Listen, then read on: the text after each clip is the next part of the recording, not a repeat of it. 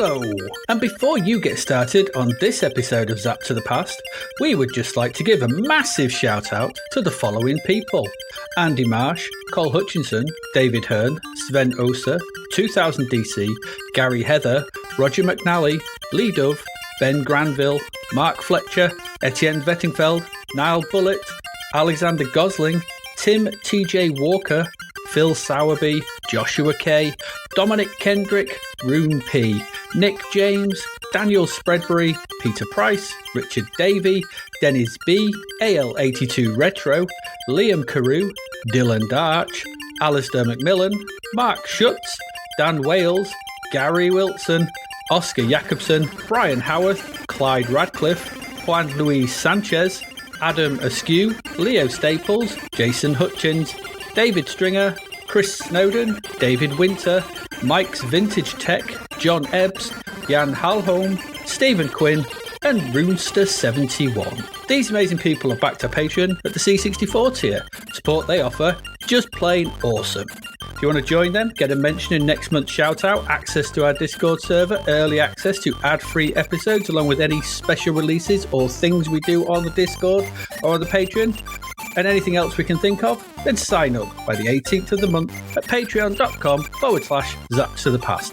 But well less these days than the price of a pint of beer. Now, on with the show.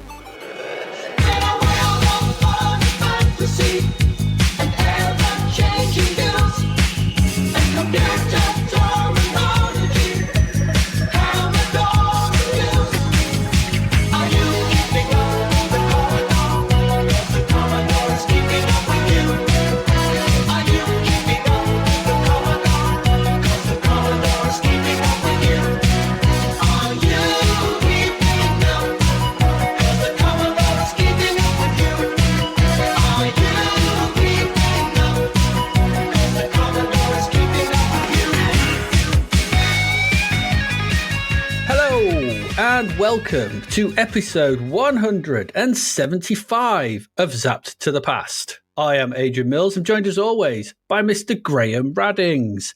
If you haven't listened before, this is a podcast where we discuss games that were released for the Commodore 64.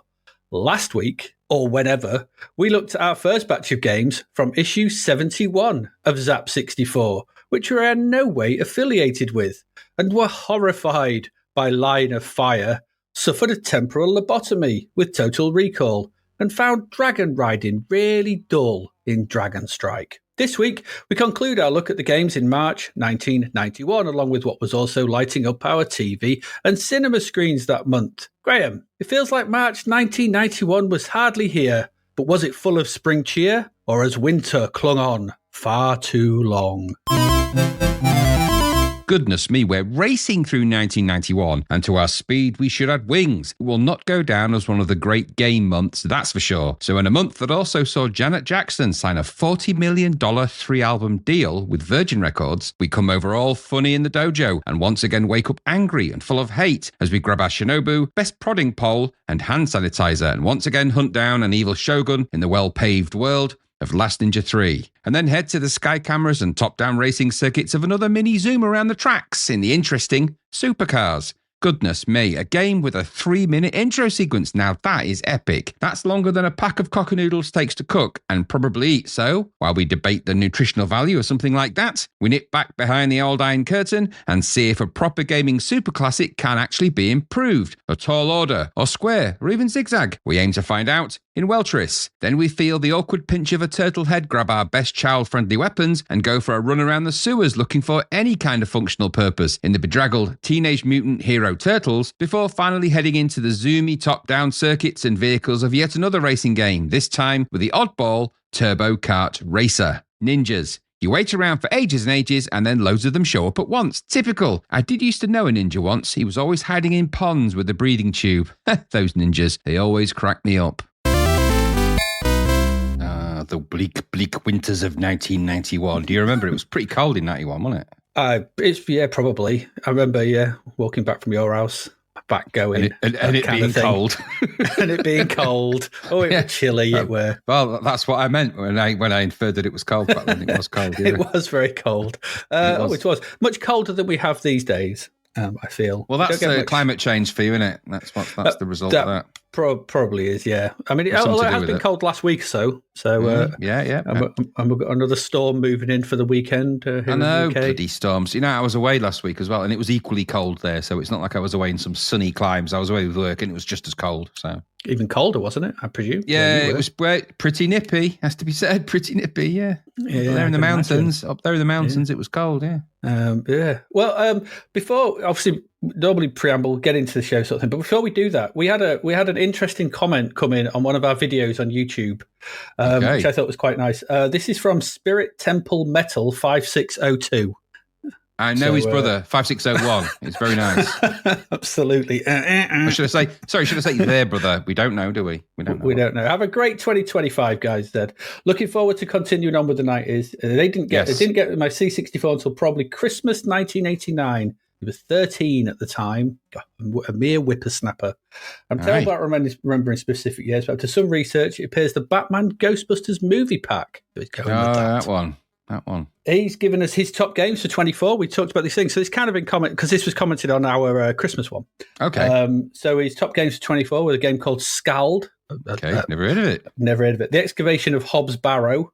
I have heard of that, but I've not played it. Are these new games? Yeah. Right. That makes complete that's why we sense. had it. Yeah. And something called Demon's Tilt. Sounds like something you'd get done at the beauticians. Absolutely. Either that or it's a craft beer. Exactly. It could be that, yeah. Could you wax my Demon's Tilt? All right, bend over and raise one leg. Not that leg. He's gone right in for the Excavation of Hobbs Barrow. Ooh, sounds bloody painful, that. Just make sure you don't scald it. I'm so sorry. I've scalded your what was it? Your demon's taint or whatever it was. I've lost track of what it was called. I've scalded your demon's tilt. You bloody haven't all with that. It's hot, that wax. Best new C64 games of 2024. Interesting these. Infestation. I haven't played any of these. So Harrigan. I've heard that's good. And Timo's Castle. I've heard that's very good. Okay. The top played games 2024, Skyrim, Starfield, and NBA 2K23. That's just the same as 2K22 and 2K20. And having been to an NBA game last week, I can tell you that it's just like the games. They're exactly the same. No difference between reality and that. See if you know any of these, Graham. Top albums from 2024. I've got no chance on these. Blood Incantation from Absolute Elsewhere. No. Solstafir by Hin Helga Kvol. No, although that sounds really cool, I have to say. Faded Dream by Neon Nightmare. I haven't, but I'm going to look these up. Mm-hmm. I'll send you the message. Wormwood by The Star. That sounds painful and also very good. Most listened to albums, though, with 1476 by In Exile. Sounds metally. Yeah, Sieges Even by The Art of Navigating by the Stars. That sounds cool as well. Yeah, I'm liking these titles. Opera Diabolicus by Death on a Pale Horse. Oh, come on. What a name. Loving it. I don't know if he's having us on, but I'm hoping not. And Cowan by Ice Fleet. It sounds good. At least one of those sounds like an IKEA brand as well, so there must be a metal band. They released an album as well, this person. They released an album in 2024 called Spirit Temple Part 3. Count me in. I'm going to look it up and find you. Skyrim, Dungeons & Dragons, fantasy-inspired, doomy, plodding, atmospheric metal, which you probably will not like. Collection of genres. There's a genre. I like it. I'm sure I'll find a way of liking it. TV, says, can't think of any movies, pretty much same stuff for TV. Currently watching Landman. Never heard that. Very good. Never heard of that. But he does say at the very end, once you're through all the Zap issues, have you considered starting all over again? And this is the reason I wanted to continue this. Starting all over again with Bapped to the Past, where you compare games to sandwiches. There's a part of me that wants to do that just because it's called Back to the Past. He says, you've already laid the groundwork with your banter biscuit comparison, and it was fascinating listening. Completely forgot about that, but yeah, he may be right. Back to the Past. I'm surprised we've not said that. I'm absolutely unbelievable we haven't said it. It's a shock. What is going on? Yeah, absolutely. We're losing it. Sorry for the long comment. I've been meaning to comment for 175 or so episodes. Well, you finally have, and thank you very much for that. Took your bloody time, didn't you? Yeah. But, you came up with Back to the Past, so all credit to you for that. Yeah, absolutely. That's great. I mean, when I read this, I was reading through it, and then I got to that, I was like, I have to mention this. I'm trying to think of a way of how we can make that a thing, but we'll think about it.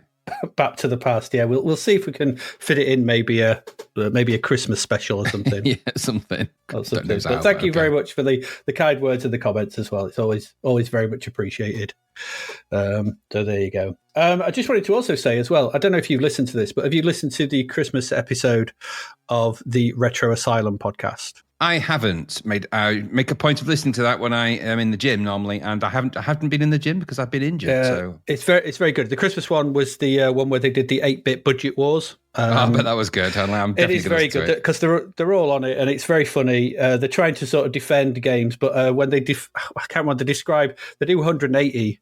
I think Steve describes the Amstrad, the woman in the bar by the Amstrad having a face like a horse, just made me laugh because it's terrible graphics.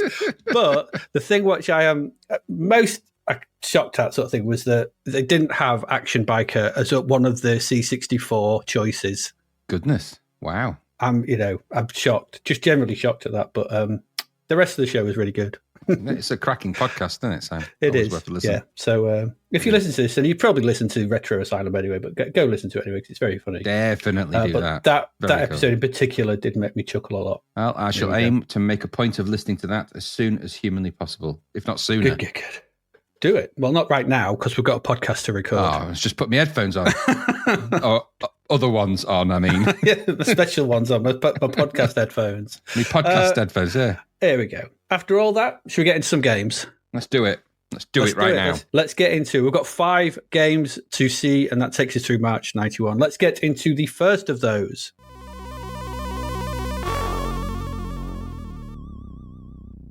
And Graham, it's over to you. It is the third one you have covered. It's a big title. It had to be your game. It is, of course, Ninja 3. Yes, I made a point of becoming an expert in this and ninjas for the sake of this game. Absolutely. So Last Ninja 3 then, or Ninja 3, Last Ninja 3, because Ninjas 3 would be like a band, wouldn't it? I don't know. It would be quite a good band. Anyway. I don't know. It sounds like a bit of a rhyme. We are Ninjas 3. Ninjas 3. Not 1, not 2.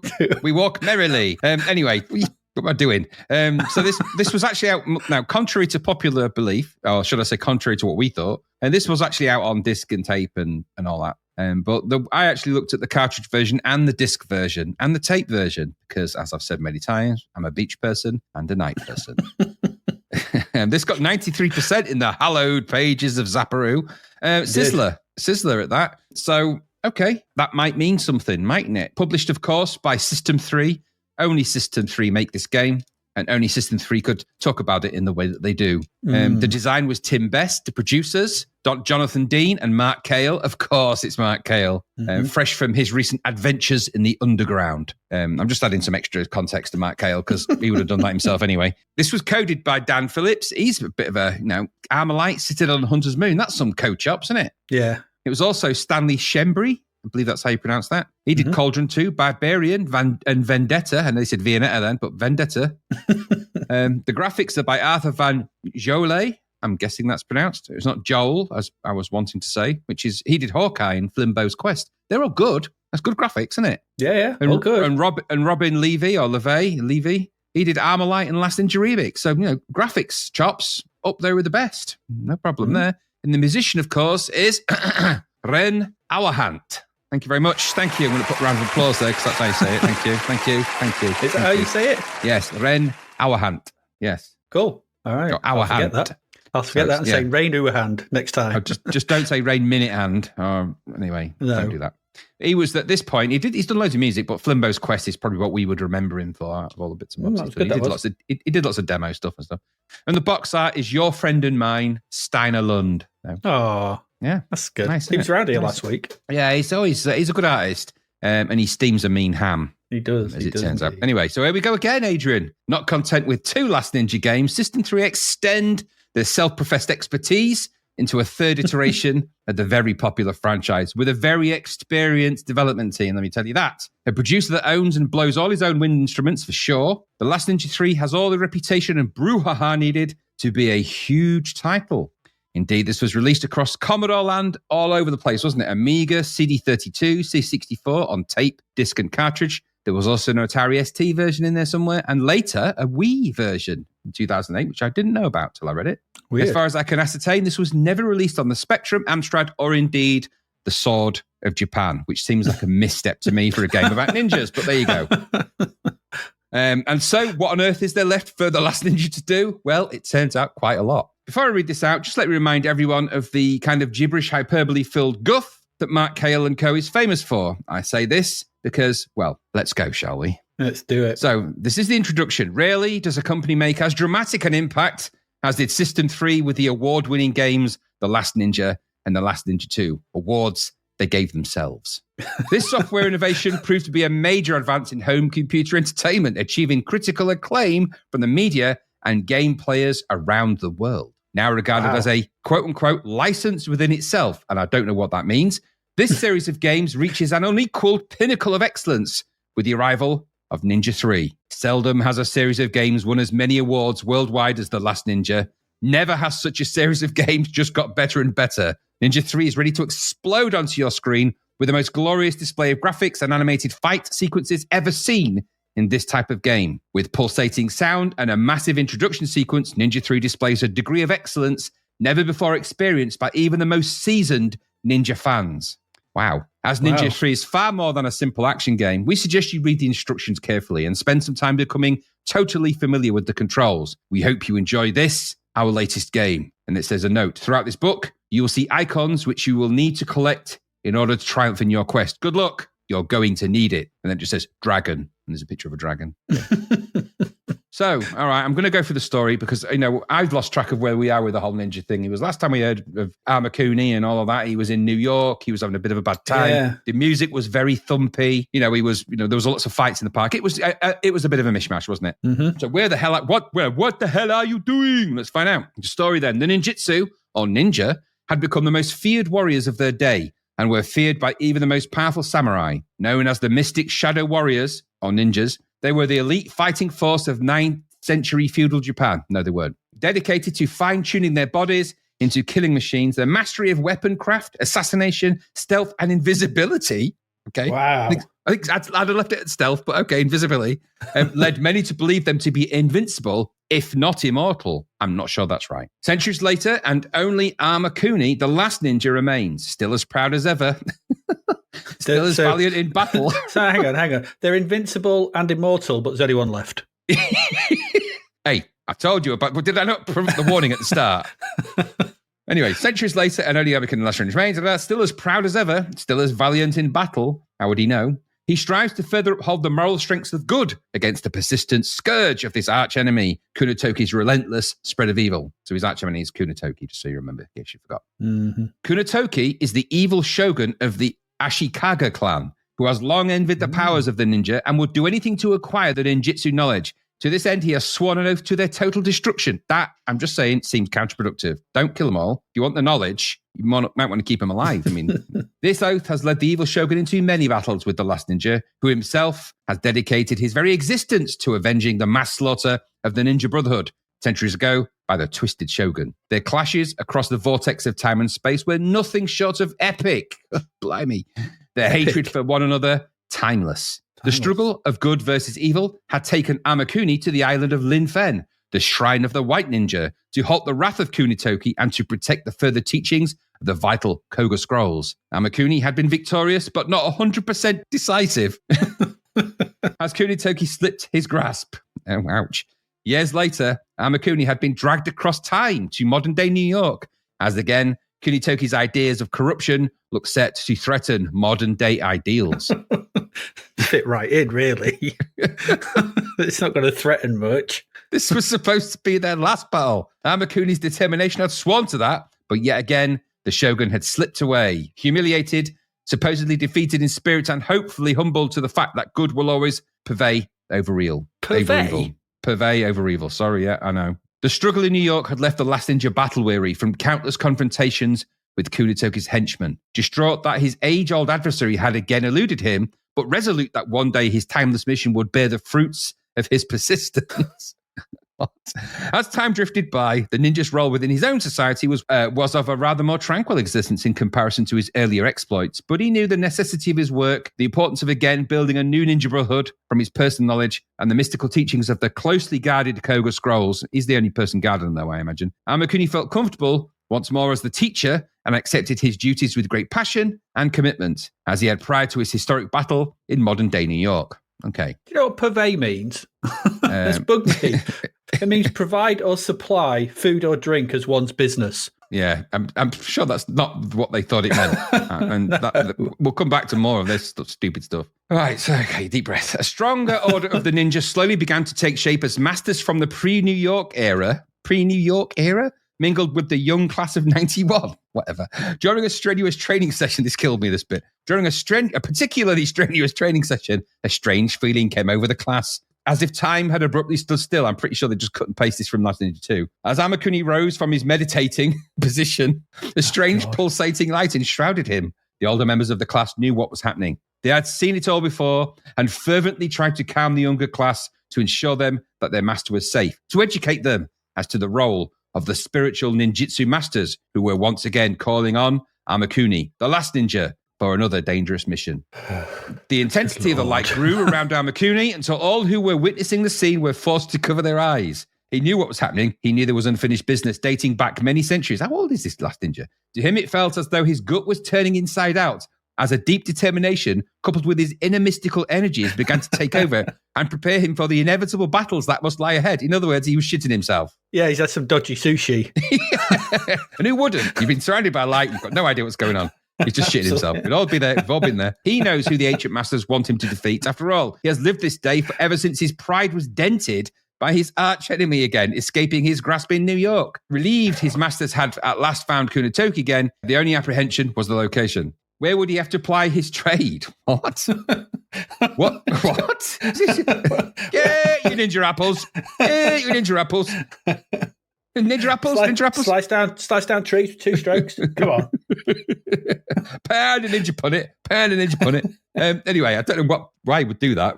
He's just going to trade. That's a different thing. Anyway, never this silliness. What new timescale would he have to come accustomed to? How much more advanced would the new realm of Kunitoki's henchmen to be in battle? And ultimately, how strong has his deadly rival been allowed to grow in the time lapse since their last meeting? No doubt all these questions would be answered in time as slowly Amakuni woke from the darkness of deep sleep. So he was having all those ponderings while he was in a deep sleep. It's the same thing that happened before. He had a wobble in his gym and then he woke up in New York and this time he's waking up somewhere else. Could have just cut to the chase. We've all had wobbles in the gym. He recognised the location from his earlier studies and heaved a great sigh of expectation. Okay. Can you heave a sigh of expectation? How does that work? That's not that. As he understood immediately where he had been sent and indeed why, Amakuni was back at the very heart of ninjutsu's spiritualism. This is where it gets stupid, Adrian. Stupider. He had been brought to Tibet. Okay. He had been brought to Tibet. Tibet. It's a Japanese ninja. What's it got to do with Tibet? The Tibetan mountains, to be precise. And the location of his latest exploits were to be the Tibetan temples. These mystical Buddhist temples house the source of inner power to the ninja. No, they don't. Nothing to do with Tibet. A temple is divided into 5 chambers, each depicting one of the elements and all combining to provide the ninja with the very heart of their power and their mystical strength. So symbolic to the very existence of ninjutsu. The 5 chamber elements are earth, wind, and fire. Everybody, earth, wind, and fire, everybody. Boogie Wonderland. It's the earth, water, wind, fire, and void. Void. Could have thought of a better name than void, but okay. No one had entered the inner chambers of the temples before, and so there were no knowledge of what would greet any would-be explorer. Who built them? Void. These are all legit questions, aren't they? Void would be an unknown entity to a ninja familiar only with the ways of old, and whose weaponry would seem somewhat primitive to any space-age assassin. At this point, the edibles really kicked in, I think, back then. Who lurked within this futuristic chamber and who strove to carry out the outlandish orders of the new dictator. Weaponry is, however, just a tool for the ninjutsu strength. Master of many a move, the last ninja knows he is up to the task, but knows not how long his task will take. Why has he got all Yoda? It's hard to read when it goes Yoda like that. Know you not your task. Anyway, Amakuni takes a moment to meditate. Don't take a moment to meditate. This is not the time for meditation. Well, it's that sushi. It's repeating again. He suddenly experiences a strange and chilling sensation. He's just wet himself, clearly. He already knew he would have to confront Kunitoki once again, but his force seemed so powerful this time, more so than ever. He had been allowed to grow in strength for far too long. Surely the elders should have found him earlier. Amakuni did not need telling. The sinister truth of why Kunitoki was all too apparent. He was here to corrupt the mystical Buddhist temples, to crush their inner power, so symbolic to the strengths of the last ninja. Not able to defeat Amakuni in the past with mortal combat, the evil shogun had turned to the spiritual aspect of ninjutsu to act out his particular form of corruption. All the learning Ninja Brotherhood rely on the Tibetan temples. Pretty sure they don't. Got no reason to be in Tibet at all. No. For spiritual guidance and strength. Without this, they would be no more. Thought that was all the scrolls. Anyway, Kunitoki had seized upon this opportunity to destroy the knowledge he would never have had in the enemy, blah, blah, blah. He could never defeat. Never was Amakuni's task more important. Never would the unacceptable result of failure be more damaging. It would now seem that New York was just the beginning. Their distaste for each other has grown for centuries. But then, real hatred is timeless. Timeless. Oh, God. Timeless. Whirlpool. Just says Whirlpool. I'll read it out. Wow. Real hatred is timeless. They just real had that line, didn't is timeless. Can you work your way to that? I don't know. Work you back from that, can you? What's the story about? I don't know, ninjas and that. Anyway. So as you might expect, this has a lot of production attached. And I mean a lot. Hence the extended intro sequence, which, while not wholly standing up to the rigors of a modern audience, is still pretty damn good. Sets a good scene, and the music is really, really good at this point. No doubt about that. Hands down, definitely worth a 5-minute loading time. I think on tape, that, definitely. Mm-hmm. A sequence with heavy wind, blowy cloth, slow walks, slow climbs, fading in and out text for cinematic effects, an embattled weary ninja who, whilst known for their extreme stealth, decides to walk across a giant empty field in a torn bedsheet through a lightning storm towards a giant castle in plain view of everyone. That's bold. That is bold, isn't it? A good ninja, I always think, blends in with the scenery, but not this one. He even turns to the camera at one point and emits an eye twinkle. That troubled me, that did.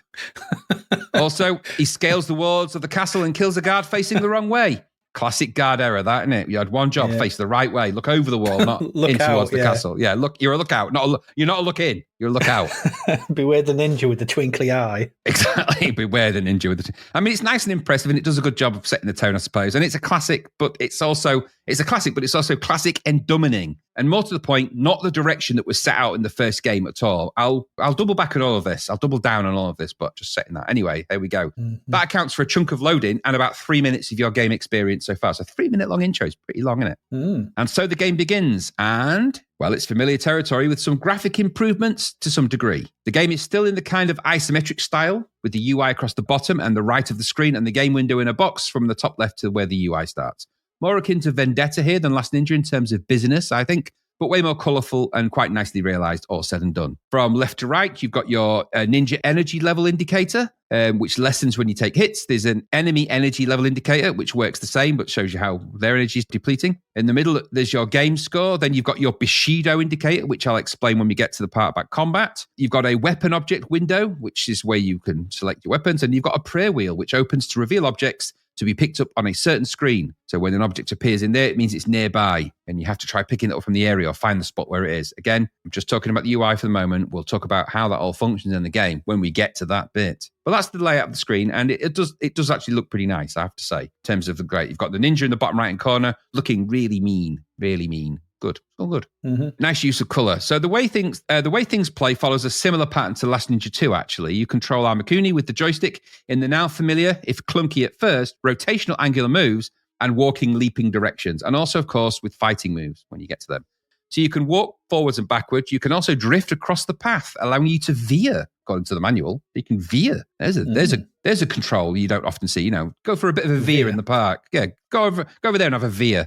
To turn, you must roll the joystick around the compass points in the direction you wish to turn. If you press the fire button while moving, you'll somersault, and it's fire button and down left to pick things up. Nothing too out of the ninja ordinary about that for this kind of game. For fighting moves, stand still and press the fire button. If you're unarmed, you can kick, punch, or duck. If you're armed with a sword, nunchakus, or staff, you can stab, slash, high stab, kick, and parry. If you're shuriken stage, you will throw them left or right. F3 to F5 cycles through any objects you have. Spacebar also cycles and selects. It's worth noting that in this game, there is the additional element of Bushido added, and the best way to explain that is actually technically from the instructions, so I should just quickly cover that, because it says Bushido is relevant to the completion of the game and your overall strength. For example, by taking on and defeating enemies with the same weapon they are carrying, you then become the champion of that weapon, and thus your Bushido power increases. The same applies when you take on an armed enemy using only hand-to-hand combat. This is more difficult, but rewarded with substantial Bushido power. It is necessary to have sufficient Bushido power to complete a level and ultimately the game. Just hold that in your thoughts in the background, okay? Mm-hmm. Good. The idea of the game then is to progress through the narrative-fueled world in a series of pretty-looking screens similar to the other Ninja games, but also with hints and vendettas annoyances. On the screen are objects for you to find, puzzles for you to solve, things to craft, and enemies to fight or avoid. You must carefully navigate around until you've completed a series of tasks that you don't know about, with objects that are hard to find and clues that are either nowhere or obscure. Oddly for a ninja, most of these tasks have you crafting weapons and other useful objects, which I couldn't help feeling that a ninja would already have or not actually need any of those things. But anyway, that's the way of it. So into the angular space of each scene, mostly guarded by an enemy that will follow you around looking for objects that may or may not be on the screen and may or may not be combined with other objects for reasons that are not immediately obvious. That all sounds familiar. It's because Last Ninja 2 had similar issues, and Vendetta certainly had those issues. Last Ninja 1 did have them, but they were not quite as bad, I don't think. But still, we are 3 games in with this license, and still the highlighting of critical objects is left to glimpses, and their usefulness attributed to your imagination until you do or don't make the connection. These ninjas, they never learn, do they? That's the problem. No, anyway, more time in don't. ninja school needed, I think, but not in Tibet, though. There would be no rationale for a Japanese ninja to be in Tibet. Just saying. The graphics in the levels are detailed and all in the now familiar ninja game style. Detailed environments with a clear and handy tarmac path surrounded by flora, buildings, walls, and such. And I just want to take a minute, Adrian, to admire the Last Ninja Pathway project and the tarmacking throughout the games. When it comes to angular pathways through detailed environments, is there a better way than that of the tarmac path? I don't think there is. Should a ninja be walking around in broad daylight on them, dressed in their shizuku? No, of course not. The ninja are known for their ability to blend in and infiltrate places which would, and I'm just putting this out there, prohibit the use of the shizuku or ninja suit. I put it to you, Adrian, that the better approach would have been to dress in anything but a ninja outfit. But there you go, what do I know? What do you know, Graham? I know, I'm not the last ninja, I'm the second to last ninja. Anyway, so you walk the paths, find the stuff, build things, fight or avoid the enemies. Though remember how this affects your Bushido until you find the scroll. Then you'll fight the level boss and move on to the next level. Always on your quest to find that a-hole Kunitoki and kick his evil shogun ass. Real hatred is timeless. Remember that. Remember. Like I said earlier, there are 5 levels or chambers to this game, each one fitting with the theme of the narrative. So that's Earth, Wind, Water, Fire, and Void. There are many jokes I could crack at this point, but I'm not going to. Okay, too easy. It's too easy. Unusually for a Last Ninja game, the first 3 chambers look a lot alike, very, very alike. They are graphically nice to look at and very colourful, but they're also quite samey. So trees, cliff edges, buildings, temples. Later, this diversifies into waterways, which sent a shudder down my spine, aqueducts, and other scenes. There's some nice details, mould on the walls in some areas, perhaps a little more accented detail or extra shaded colour palette. But I can't think they've lost the delicacy of the first game, though. It seems to have lost a bit of that delicacy from Last Ninja, doesn't it? Mm-hmm. Last Ninja 2 and 3, Tusker and Vendetta all have this kind of overshaded, dirty quality, which belied the pristine Japanese garden styling of the original Last Ninja. All the levels feature the draw and entry method we have come to see from these games, if marginally faster here, which does help move things along a little. You walk around, veering if you need to when you explore the map. Directionally, this can get confusing, and so you may need a map or create one, as there are paths leading out of the screens in various directions, and you will be expected to traverse these as you noodle around looking for stuff. In some scenes, there are objects for you to find or collect, as is the usual case in the world where ninjas have no equipment. The prey wheel opens on your UI to give you a flash of nearby objects, and then you must shuffle around, playing pick-up sticks with your butt cheeks or sticking your arm out to find any of the items that may or may not be around. These vary from weapons to items that need to be crafted into weapons to a variety of weird items. There is details in the manual, so it's good job they are, because the pixel versions are not immediately obvious what they are always. No. And it's certainly not obvious what you're meant to do with them. Handily, as has become the norm with System 3 games, they give a full walkthrough of the first level, which I guess is their way of having some kind of tutorial. Does it work as such? I suppose. It helps you get to where you want to be and it operates, but also it points to one of the key issues of the game, and that's the lack of fun. But I'll park that just for a minute. Of course, you fight in this game. Be stupid not to win it. You're a ninja. The enemies have an odd look, though. I'll swear they're all based on band members from the group Motorhead, with one of them definitely looking like Lemmy. They're well drawn, I guess. None of the graphics are that bad in that respect. Decently animated, but they have some weird colour choices for their outfits. And perhaps importantly, they look less like soldiers in an evil shogun's army and more like a collection of aggrieved metal fans that missed a gig. You can, of course, attack the guards or run away from them, though remember this will affect your Bushido counter. And remember what I said, Your Bushido is important-ish on paper. As you build up Bushido, the idea is that it gives you extra oomph in the boss fights at the end of each chamber and at the end of the game. So fighting guards with the same weapons they have and winning is a Bushido booster, as is taking on an armed guard with your feet and fists.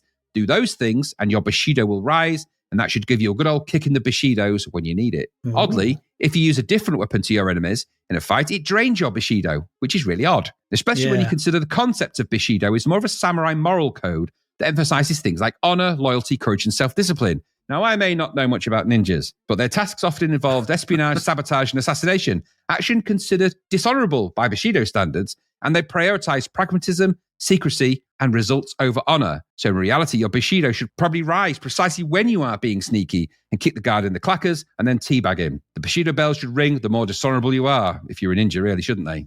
They got it wrong, got it badly wrong. Anyhow, I've got to be honest, I found it it made little or no difference really from what I could gather. But hey-ho, Bushido boosters, there's a concept I can get behind. Sounds like a good energy drink, if nothing else.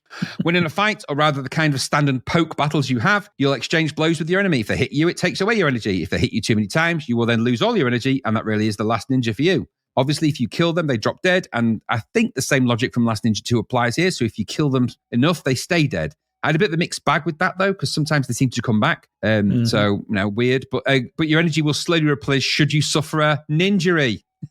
Ninjury.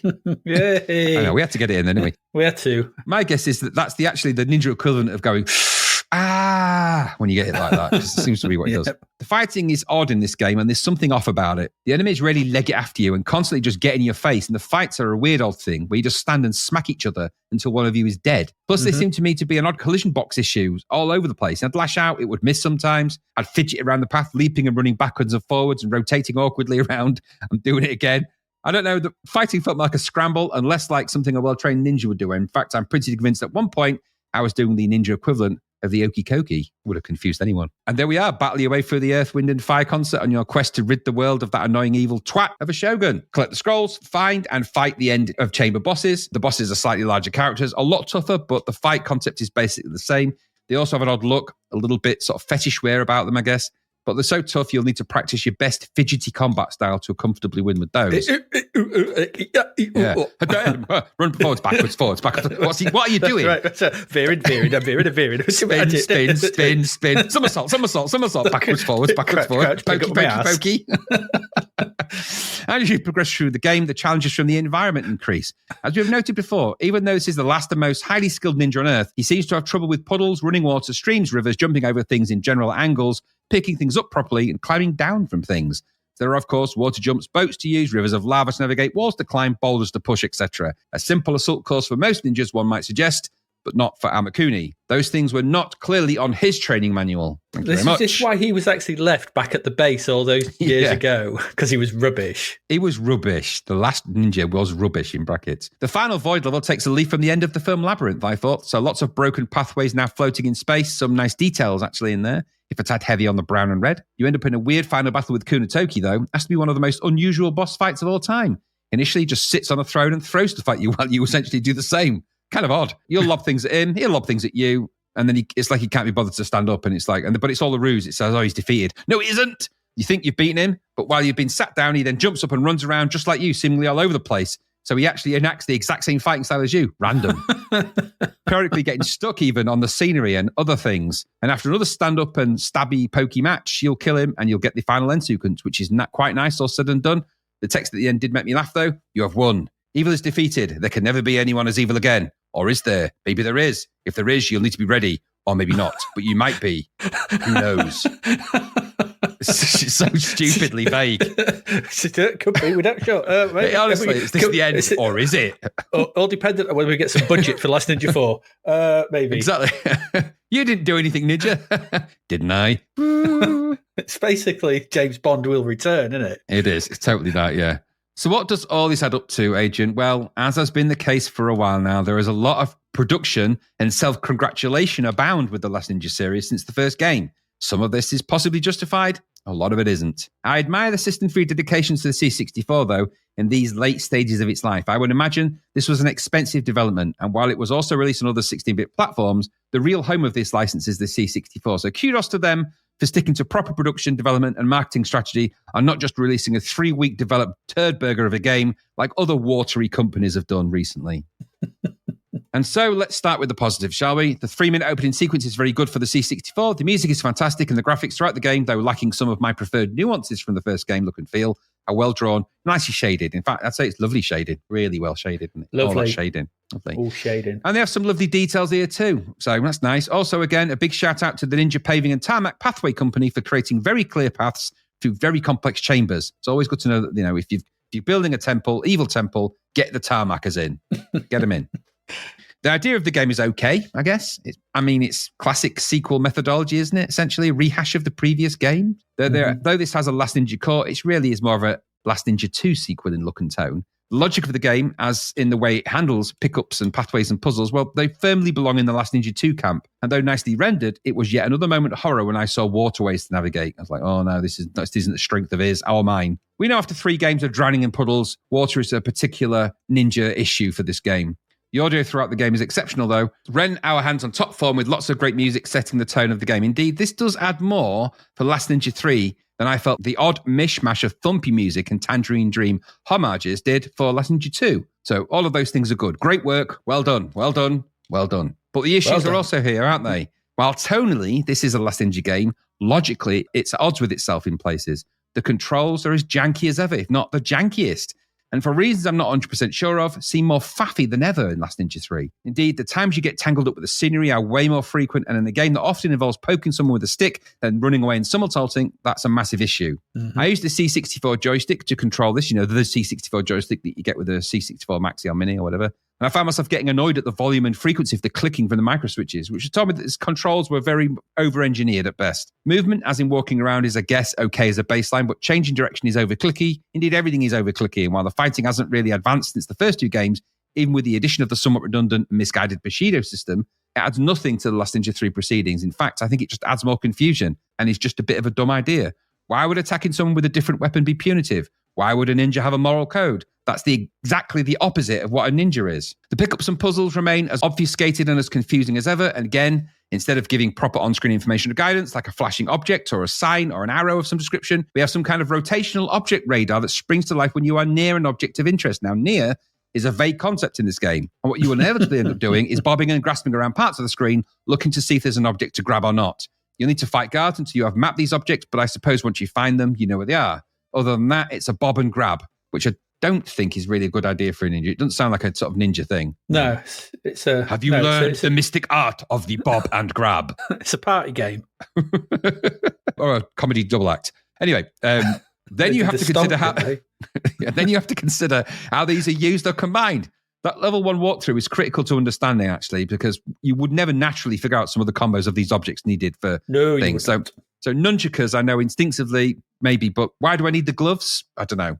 This has been an issue since Last Ninja 2. It was a little bit prevalent in Last Ninja 1 and a reoccurring system-free game logic problem throughout.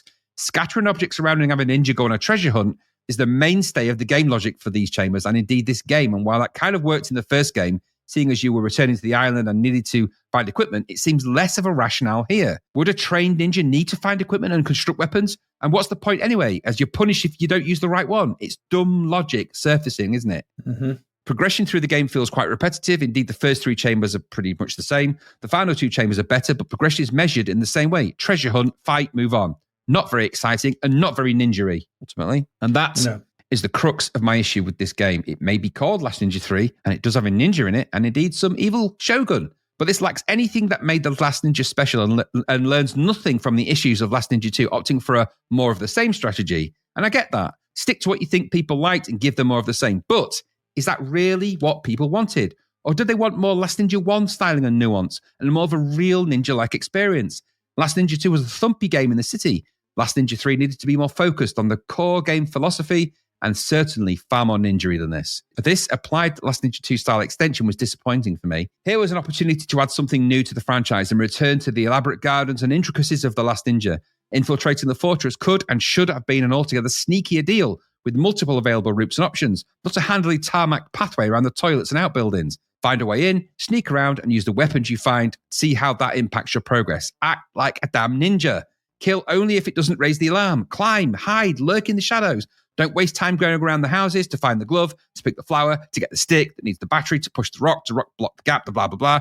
You're the last ninja, and you need to exact final justice to the architect of the evil that killed your clan. You know where he is finally. Now find a way to him and kill him once and for all. How you do that is up to you. Think of a game like Hitman in that context. That would be a logical and thoughtful sequel to these games and easily achievable using the same style engine. Instead, they just created and added what amounts to DLC for Last Ninja 2 and called it Last Ninja 3. And that is a great tragedy. I became convinced as I played Last Ninja 3 that the contrived nonsense of story that gradually coalesced into this game has become more and more divorced from the origins of the original game. It is a direction this game never needed to go down as well. Weird time traveling, obtuse mysticism, a lot of visiting toilets, way too much visiting toilets in any game like that. An obscure Shogun magic, all unnecessary. This was fundamentally a game of revenge, and that should run right through its core. Now, I suppose it might be argued by some that it does that to a degree, and then that's the broadest concept of that term. But to me, that thread is gradually replaced with such unnecessary procedural plot plodding treasure hunting that the core essence of the game idea is destroyed and replaced with an obsessive hunt for stupid inane objects. And who the hell is hiding these objects anyway? Turns the idea of an evil shogun with machinations of ruling the world to someone with a compulsive, obsessive notion of putting things away in drawers and cupboards just for a goof. Now, that might be dastardly in someone's books, but does it warrant this kind of time-traveling ninjadom? Add to that a fundamentally confused combat system that punishes you for using the wrong weapons and reduces martial arts combat and ninja fighting to the equivalent of poking things with a stick, and then fills every screen with loads of annoying unnecessary fights with alarming difficulty spikes to top it all off. None of this feels genuine. It's like the producers and developers just didn't get what it was that made The Last Ninja one of the most prevailing franchises on the C64. They had a ninja character with some vague story and thought, let's make him wander around some more buildings because everyone loved that. Not so. I think I can safely say that for most C64 gamers of a certain age, it was the global look and feel, the subtle tonal nuances, the delicacy of the settings and graphics, the delicate thematic music, the idea of the lone character exploring the island of Linfen, the anticipation of the loading screens and loading music, all things from the original Last Ninja game that people remember and love. The visual adjunct between the lone ninja in black and those ornate gardens, the progression towards the palace and the underground dungeons. It was all a clever balance of Japanese visual delicacy, ninja mythology, and a simple idea of loss and revenge. Exploring that first game was special. It was totally unique at the time. The graphics were exceptional. Everyone was blown away. The music remains a classic. The Last Ninja had the added bonuses of originality and timelessness on its side, and that is a massive advantage. A sequel was always going to be hard. To follow that up, you need to be careful and adhere to the core of what made that game great and push the player into new mechanics and territory. So the tragedy of Last Ninja 3 unfolds, and the applied ninja game formula inspired nothing but repetitive gameplay and disappointment. All the pretty graphics and oral majesty can't hide that it is a dull and uninspiring game, devoid of the very logic that made the first one so special. This felt like a rote exercise for me, a nice intro for sure. But once the game began, the code base began to unleash its issues. The snagging on the scenery began. The enemy logic wasn't there. The combat was stilted and pokey. And while the music and graphics are of a high standard, the game is lacking the very essence of what made Last Ninja one of the greatest games on the C64. What about you? Well, just before I say what I think, do you remember, what was that game? Bushido? Yeah, I remember Bushido. That felt more like what you were describing, where you could sneak into the castle and all that kind of stuff. Yeah. Alert guards would be asleep and that kind of thing. Exactly. And also as well, just looking at the guide to level 1 and instructions, okay, it says there's 3 weapons to find on level 1. There's the sword, the shuriken, and the nunchuckers. You've got to make them, though. It's all just busy work. However, this is what you've got to do for the first level. You've got to, the first screen, pick up the leather glove, which is hidden in a toilet. Outside a group of 2 huts are roof tiler's nails. Picking these up combined with the gloves creates a climbing glove. Okay, you've just climbed up the side of a castle in the intro. And now you've got to get these 2 things to climb up a cliff. It's like, doesn't make any sense. It's like, hang on, in the intro, I just climbed up there. And none of that intro, because obviously the intro was done by, what's his face? It was done by the other guys. It was done by Dan Phillips, and Robin Levy. I think it was the guys at Armlight did the intro bit. That none of that ties to the game level. It doesn't feel like the same place in any way, shape, or form. It's like completely different. You're at night, it's sneaky, and then suddenly it's bright daylight and whatever. But yeah, so nothing of that sort of ties together. Then what else you got to do? On the next screen, walk across to the edge of a building to pick up a glass lamp. Then go find a gunpowder to pick up to make a bomb. It's like, it's just ridiculous. I don't think these games, these particularly 2 and 3, have aged very well at all, if I'm honest. I agree. And the problem is by the third installment, I'd have expected refinement in those controls. Yes. Just would have. But we're still struggling to pick stuff up in that stupid way these games do it. We're still picking stuff up with our arse cheeks. Things glow. We're going to roll this and show you that something's close. I don't know where it is. The first game, I was looking back on it. It just, when you go into a screen and the stuff's there, it just glows, doesn't it? Like it did in flashes, Vendetta. So it's like, oh, I know it's there. And it was in the open. Yeah. Not hidden in a toilet. What have they got about hiding objects in toilets? I've never been to a ninja in so many bathrooms. It's bizarre. It's just ridiculous. He's had to plumb loads of toilets to get his weapons. Yeah. I mean, goodness me. Find a better way. If that's an all-in-one ninja suit, he's got to go. I don't know. I mean, other games, and I don't understand this. Just let me run into the object to pick it up. Yep. I mean, just do it. Just afford the player that without having to do that stupid bend down, bottom left or bottom right and fire or whatever it is. It's a pain in the ass. Other games have been doing that for years. We were playing one the other week where it was like stuff you just picked it up. You just ran into it and picked it up. Yeah, do it. Why wouldn't you do that? Because here, and on the first screen, I was just scrabbling about in the dark in that toilet trying to find a glove and then some nails. It was like, this is painful. It's maddening. On top of that, I don't think that having enemies on every screen is a good idea. No. There's an enemy on every screen. I think there's only about 5 or 6 screens in that first level as well, isn't it? It feels really small. And it's quite claustrophobic. Much. No, it's not. It's very repetitive, actually. You loop round quite quickly. I was like, oh, I'm back here again. So immediately, I looked back at the first game, and I'm pretty sure the enemies are spaced out across the screens. Yeah. And you've got a bit of time to get used to the controls. Here, there's an enemy with a weapon straight in your face.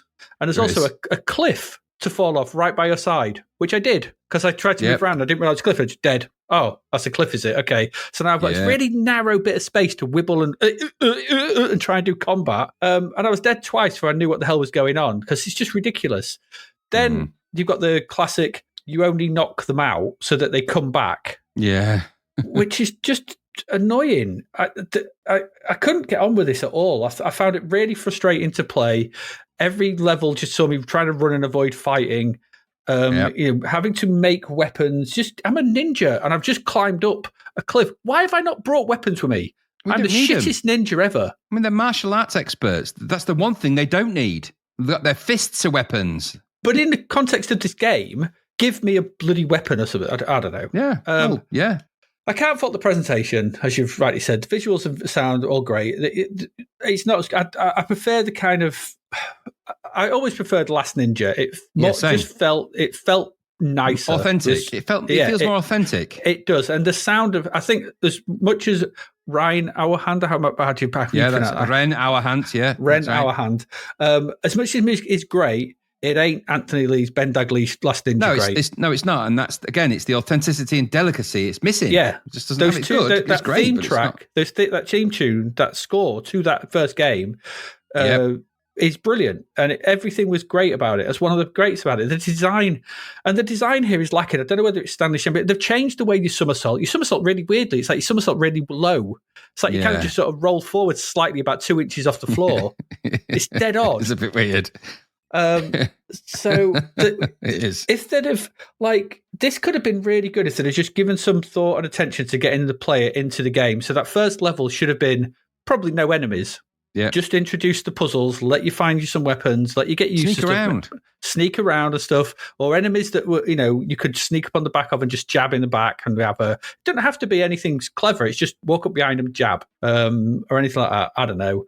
So I think this is a real miss, and I really didn't like it. I'd just go back and play Last Ninja if I'm perfectly honest. I want some Last Ninja action, and 25 quid on cartridge. Yeah, it's a lot. That is what these days. That's about 70 quid, isn't it?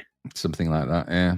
Oh, bloody hell! No. Too much for its own good. This game, it's too, all that hyperbole. It's just rubbish. No, it's not rubbish, but it's frustrating and it's badly designed. Yeah, ultimately that is where it's at. I'm afraid. Yeah, and no amount of pretty graphics and nice music sort of thing can paper over the fact that this is unenjoyable to play. Exactly that. I agree 100%. Badly. Yeah. So there you go. Last Ninja 3.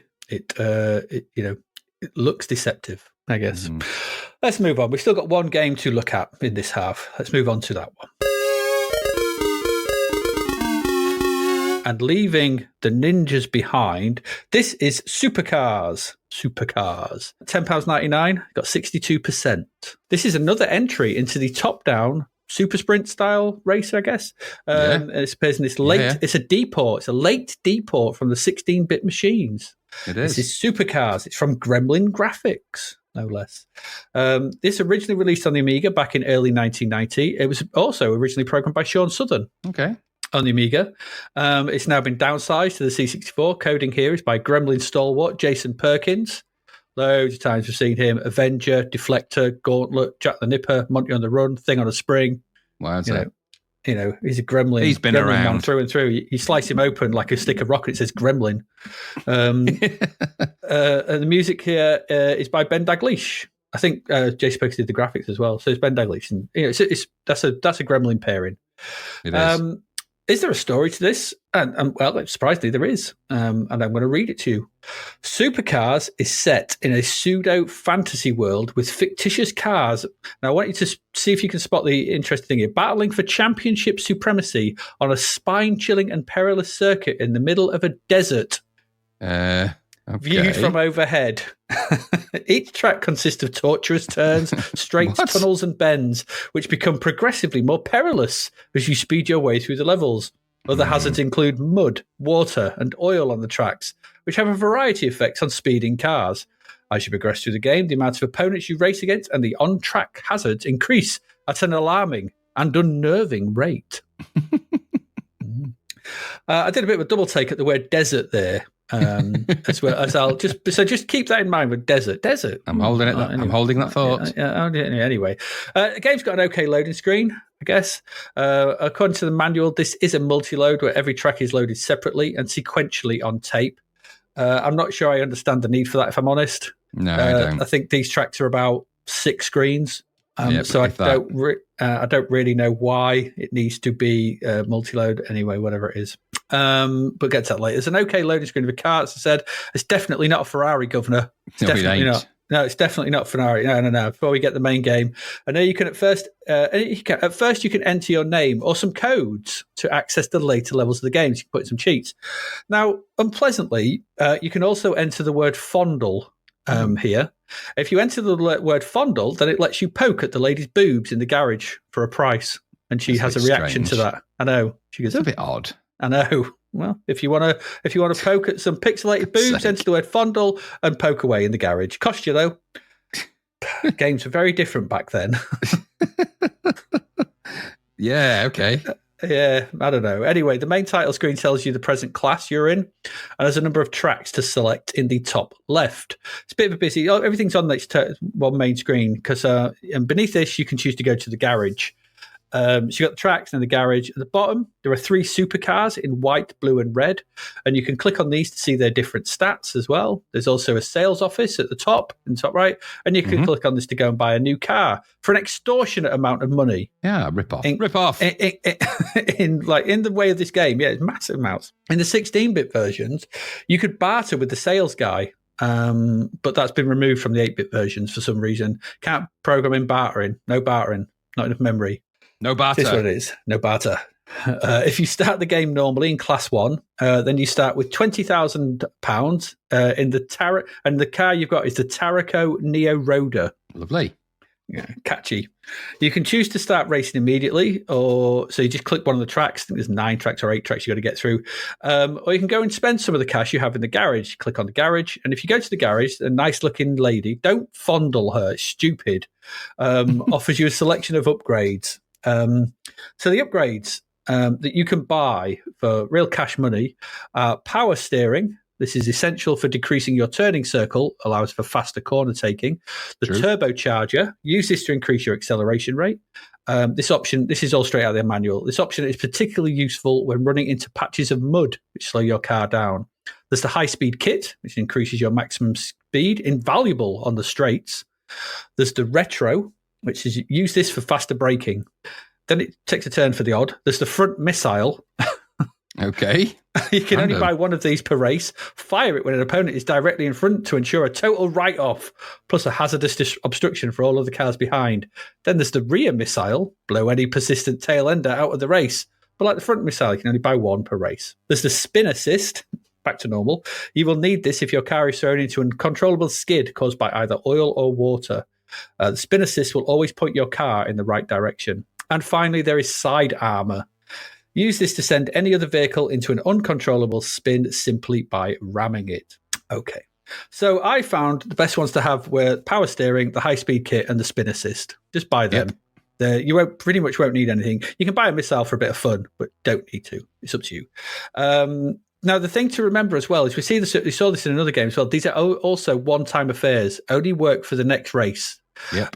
So you need to try and save money in case you don't place very well in that race. So all of this selection is done. You basically have a little floating hand pointer. It actually works pretty well considering it's done via the joystick. This is one of the few. Yeah, they've got a mouse pointer moving around. It's an okay speed. It's not too jittery. It feels okay. There's an okay tune as well by Mr. Daglies to listen to as you make your selections.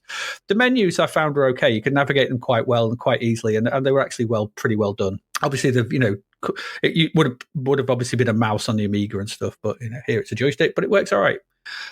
Once you've chosen what you want, then what you can do at this point is to race. So select exit from the garage, then choose which track you want. You just click on it, and the game starts. So as noted, it's a top-down racer. It's straight top-down, so it's also orthographic. It's more in line, though, with things like Micro Machines and Super Sprint, because the tracks are bigger than the screen and scroll with it. So like we saw in games like Hot Rod and Run the Gauntlet, would be the two reference points, really. So when racing on Class 1, there are only 3 other cars in the race, and they're a bit simplistic. Simple the cars themselves, pretty simplistic, simple shapes and colours. They certainly don't look like supercars at this point. No, they don't. And there's no real attempts at shading on them. They're just basic cars, basic colouring, basic cars. The background visuals are all green and pastel with trees and bushes. So not very deserty. No, not very deserty at all. And the oil spills, and also oil spills and mud on the track, they're also green for some reason. Yep. So I don't know why. I don't know what's going on here. The tracks themselves are pretty dull with grey for the normal bits. Then it moves to a darker grey where the tracks loop around and go underneath it for tunnels and stuff like that. The masking on those is good. As you go underneath the tunnels, we saw it in another game as well, that Badlands, I think it was, where there's some nice masking. So there is some nice masking as you go underneath. So, it's all right. It works. Controls are simple enough. Fire to accelerate and left and right to turn, which I liked. If you bought a front or rear missile, then you can fire this off with up for the front one and down for the back one. Controls here are pretty decent, actually. You can also let off the fire button as you turn around a corner for a handbrake turn, which is handy as the game progresses. That's quite nice too as well. Once you get used to that, you can sort of skid around quite fast. The scrolling game window takes up most of the screen. There's a few lines of UI at the bottom with a bar that shows your speed, your position in the race, the lap you're on, and then there are 4 coloured bars representing your engine, body, fuel, and tyres. These bars decrease as you drive, with fuel ticking down as you go. The body bar ticks down if you hit the sides of the track or other cars. Engine tick down if you need to speed up a lot, so if you're revving the engine quite a lot. And the tyres tick down as you corner and brake, as you would expect, really. Class 1 has you going around 5 laps, and if you finish last, then it's game over. Finish first, you get 20k, you get 10k for second, and 5k for third place. So always best to try and finish at least second or first, because you're going to need to buy those upgrades again for the next race. Once you've raced and you've placed and it's all done, you go back to the main screen. And now when you go to the garage, you'll need to pay to repair the 4 aspects of your car: engine, body, fuel, and tyres. So you need more money at this point.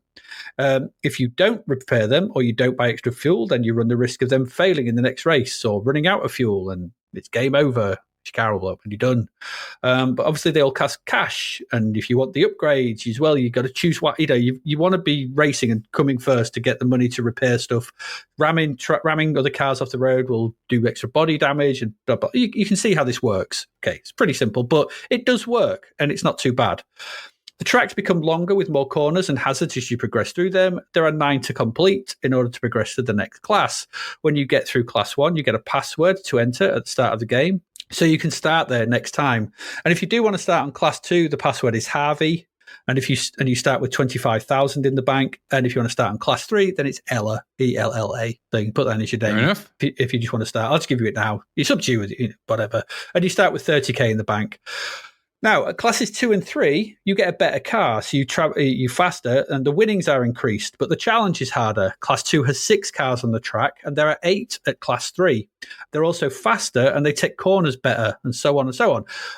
The tracks don't change. It's the same 9 tracks throughout the 3 classes, so it's the same no matter what you do. The colour palette never changes from one to the next either, just the layout and the length, and that's it, really.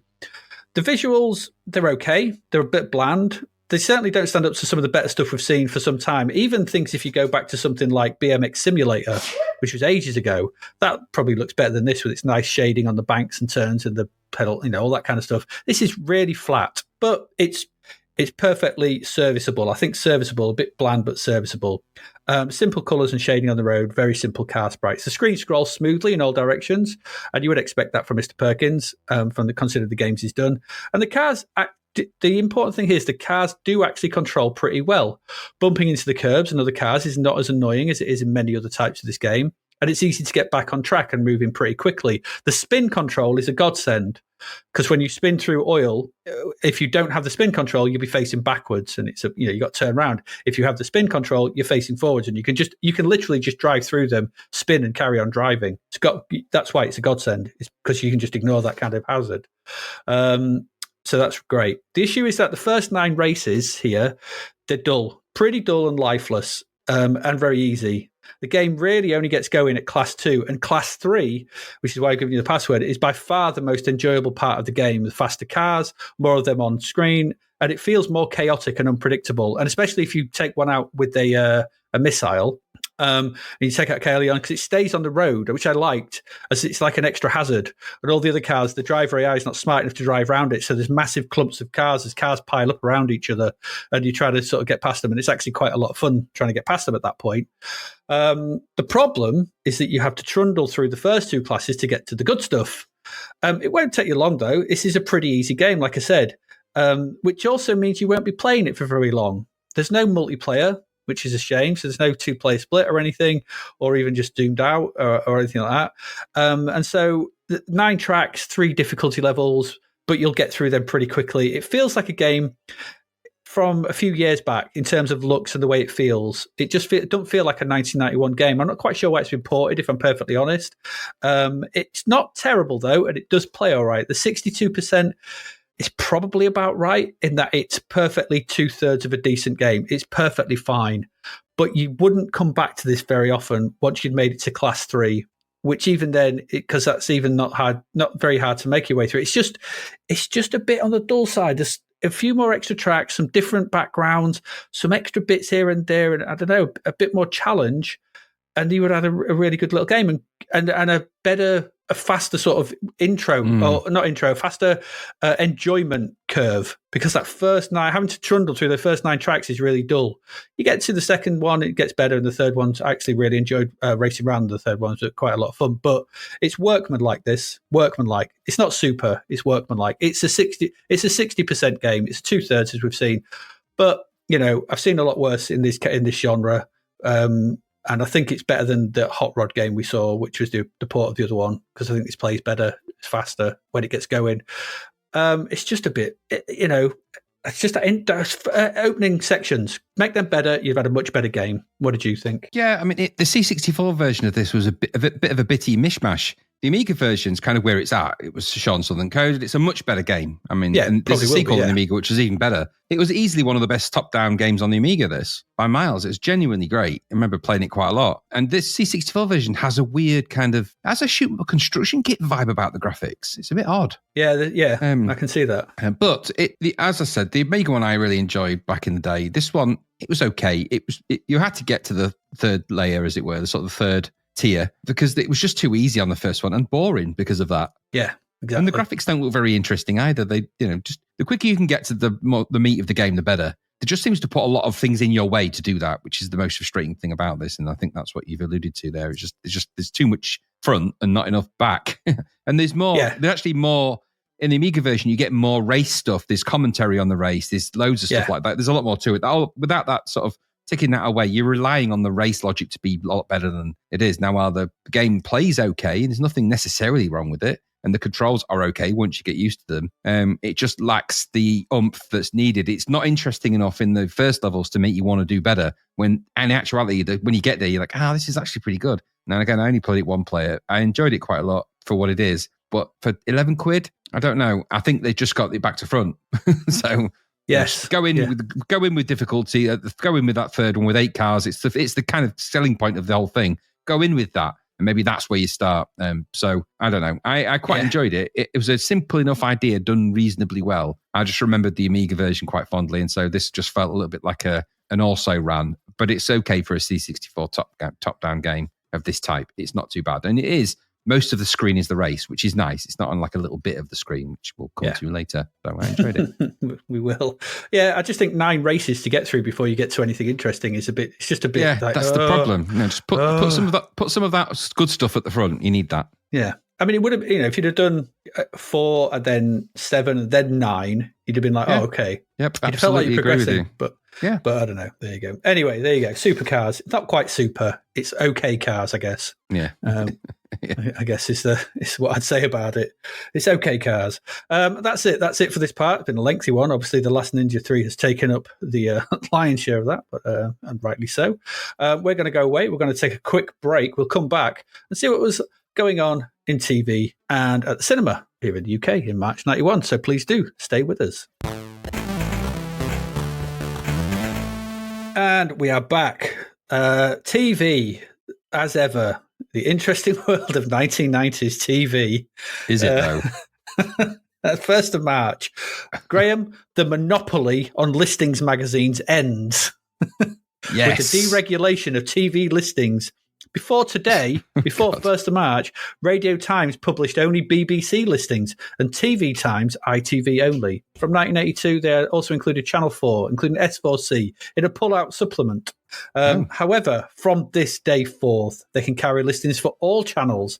Newspapers are also allowed to publish 7-day listings for the first time, having previously been able to publish only the present days and 2 days on Saturdays. A raft of listings, magazines, and supplements starts up in the wake of the changes.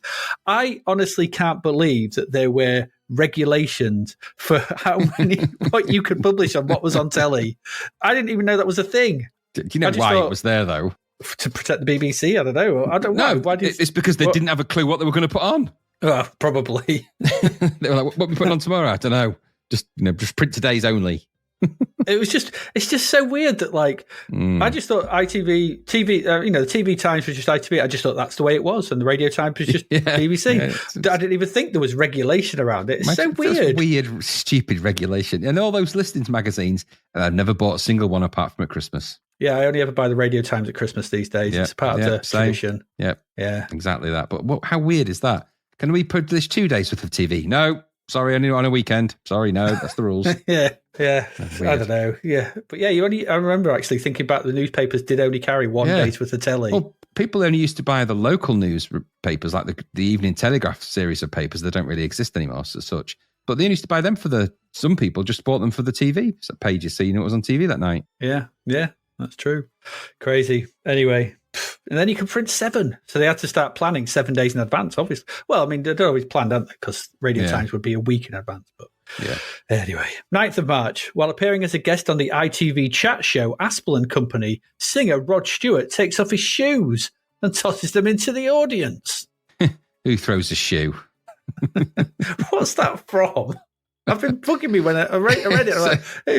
I think it's in Austin Powers. Who throws? It is. Yeah. Who throws a shoe? Who throws a shoe? Stewart throws a shoe. Apparently, he's famous for his shoes. Did you know that? And this isn't me making it up. Contrary to what you might be thinking. Not Rod Stewart. Rod Stewart has his own shoemaker. He really does.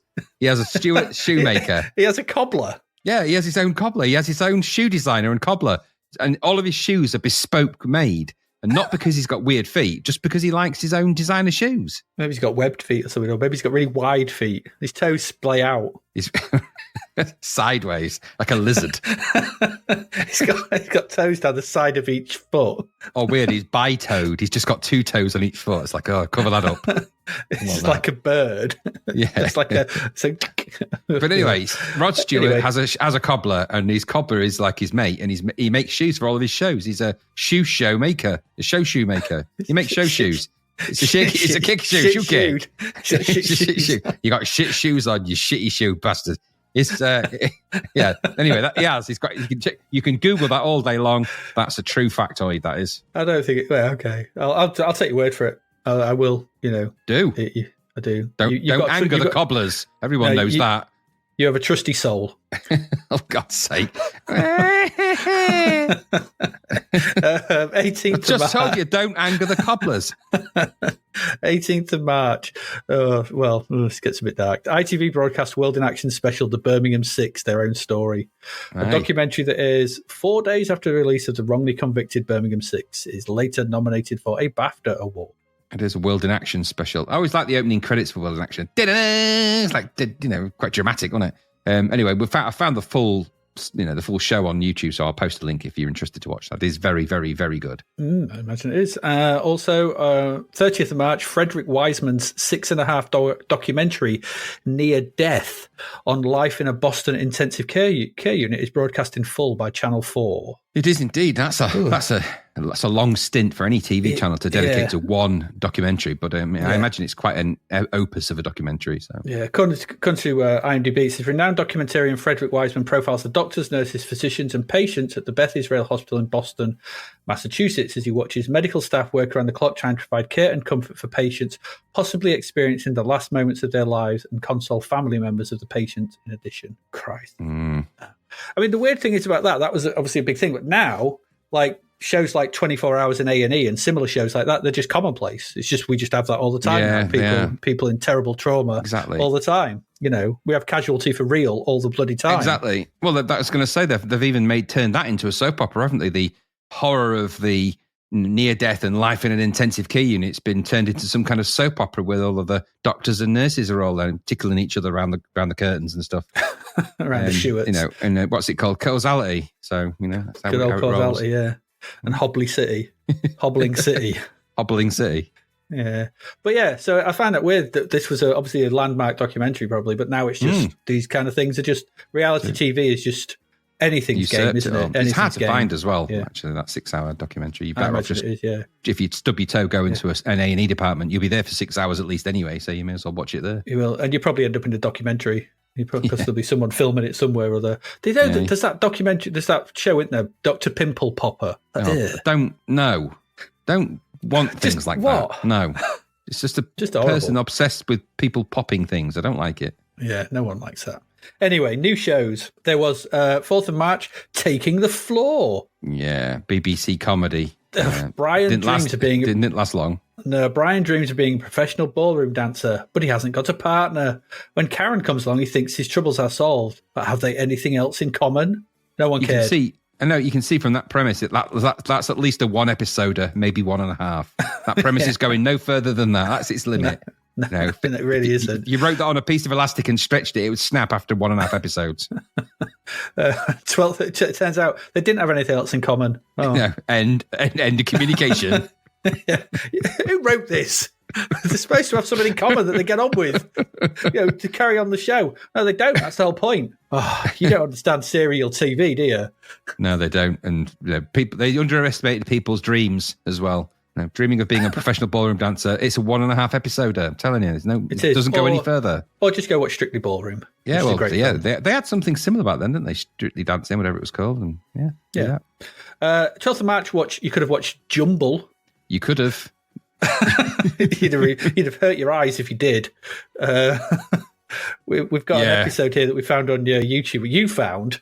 Yeah, well, it's hard to find the original series, but this was series 2. But I will post the clip in the show notes so you can get the full glory of the man's shirt, the host's shirt, because it's a thing to behold and so tight around his neck. It's clearly too small for him. It's choking him. It looks like he's going to pass out. It is. I don't know what. It's some grey blue monstrosity with only three buttons at the top. It's not even a shirt, is it? It's so 90s, that shirt. Early 90s, late 80s. It's unreal. It's off the chart. I think it's even got a granddad collar. That tells you how bad it is. It has. Oh, dear. 16th of March, you could have watched the Winjin Pom. I don't know what to say about it. I don't know what it is, but I did like it. It was a kids' show, believe it or not, but I couldn't Was it figure out Australian? Because there's a lot of Australian accents. I hope so, because otherwise it's quite offensive, isn't it? Yeah, I'm guessing it. I mean, it's called the Winjin Pom. That sounds like the Winjin Pom. It is Australian. It's Australians. It's a puppet. It's puppets and things. It's very puppety. Yeah. But it's also very strange. And I wasn't watching any of these things at this point. So.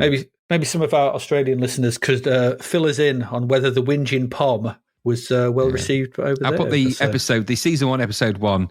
I'll put it in the show notes so you can go and watch it and tell us what you think. We can. 20th of March, For the Greater Good. 3 politicians try to reform Britain's brutal prison system, but before they can do so, the tabloid press destroys their careers by publishing exposés of their sex lives. Starred Martin Shaw. I don't want to see his sex life anyway. Martin Shaw. Oh, no, not at all, no. 22nd of March. Oh, but this is good. Movies, games, and videos. Yeah, do you remember that? Do you remember it? It was gone for years as well. Yeah, as soon as you linked to it and I watched the thing, I was like, oh, God, yeah, I remember that. That was like essential viewing back then. Yeah, it was, yeah. Because it's one of the only sort of video game sort of review type things that was kind of on, wasn't it? And it was just because there was no presenter, it was just all video clips. It was just all clips. It was one of those shows that was compiled clips. Unusual for the time as well. Yeah. It became quite the format to do that later down the line, but this was, I think, one of the first that I remember doing it. Yeah, was this before or after like cinema attractions and stuff? Do you remember that? This is before that, yeah. Well, I think it's the same production, and this was renamed. I think this was originally called, I think it was Movies. Yeah, it was, yeah. And then it got Movies, Games and Videos because they thought, hang on, we can talk about games and videos as well. And so they diversified. But I think I would argue I think it's the same production team as the one you mentioned. I think. Yeah, so because they went up to, for those who remember it, they went up to, they did the 16-bit consoles, Sega, Nintendo consoles, up to the early PlayStation days. They did, yeah. And I found an episode which you can link to, which is actually a clip we can link to, which is actually a look at the new video game systems around about 1993. So it's all stuff like the CDI, the 3DO. Oh, interesting. Classic. Stuff like that. Sword of Japan. Well, that actually comes out on top. Not to spoil it. It always does. The Sword of Japan. But yeah, movies, games, and videos. Bit of a. I've completely forgotten about that. But then when I saw it, I was like, oh, I remember that. Good old Steve Priestley was the. That's the voice. Yeah, and the guy who did it. Finally, 30th of March. Fast Friends. Oh, this thing was awful. So this is a Les Dawson hosted game show of some description. I couldn't figure it out. No, it's really weird. There celebrities and normal people working together to solve conundrums, as far as I could work out. Yeah, that's exactly what it was. That, yeah. Well, it wasn't very good. I love my game shows. You do, as I've said before. And even I don't remember this one. No, it wasn't on for very long. I think it lasted about 4 episodes. I think that's because Les Dawson just gave up and didn't show up that day, and they were like, "Oh, let's not bother." Yeah, he's the only thing that would have kept that interesting. And you've mentioned awkward opening titles. Oh God, and it's so weird. It's horrible. It's very 90s, very early 90s. Lots of people looking happy, and just blink and you miss it. All very sort of good-looking people at the time going, and laughing like that. But then blink and you miss it, and Les Dawson just pops in for like 10 frames. Who chroma keyed him into it? Because he's not there. They've just chroma keyed Les Dawson. I love that idea that someone went back in the opening titles. We've got Les Dawson in the show. He's not in the credits. They were like, what? What, you mean they didn't put him in the credits? Yeah, I'll just chroma key him in. Well, where are we going to get the footage from? I don't know. Just find him, put him on a blue screen, film him going, hello, and then stick him on the front. That'll do. Which is exactly what they did. Yeah, it's very funny. And then it just goes back to the beautiful people having fun again, which didn't happen on the show. No, and then it's like lots of young people go with old celebs as well. So you got the one I found the clip of. It started off with Tom O'Connor. What's his name? Tom O'Connor, and it's just like it all gets a little bit like you're looking at the young people with these older comedians, and you're like, there's a direction this is going to go, and it ain't going to be a good one. Off the air. Yeah, that's the direction. That's the direction. Yep. That's it. March was dull for TV. God. See if it was any more interesting at the cinema. Okay. 1st of March. I don't think I went to the cinema much in March. I know I didn't. You could have gone seen Buddy's Song. You could have. You'd have heard Buddy's song, of course. You would. It's the one and only Chesney Hawkes. It is. That's where it's from. Yep. Yeah, so Chesney Hawkes and Roger Daltrey, wasn't it? It was, yeah. Have you ever watched it? I have no need to do that.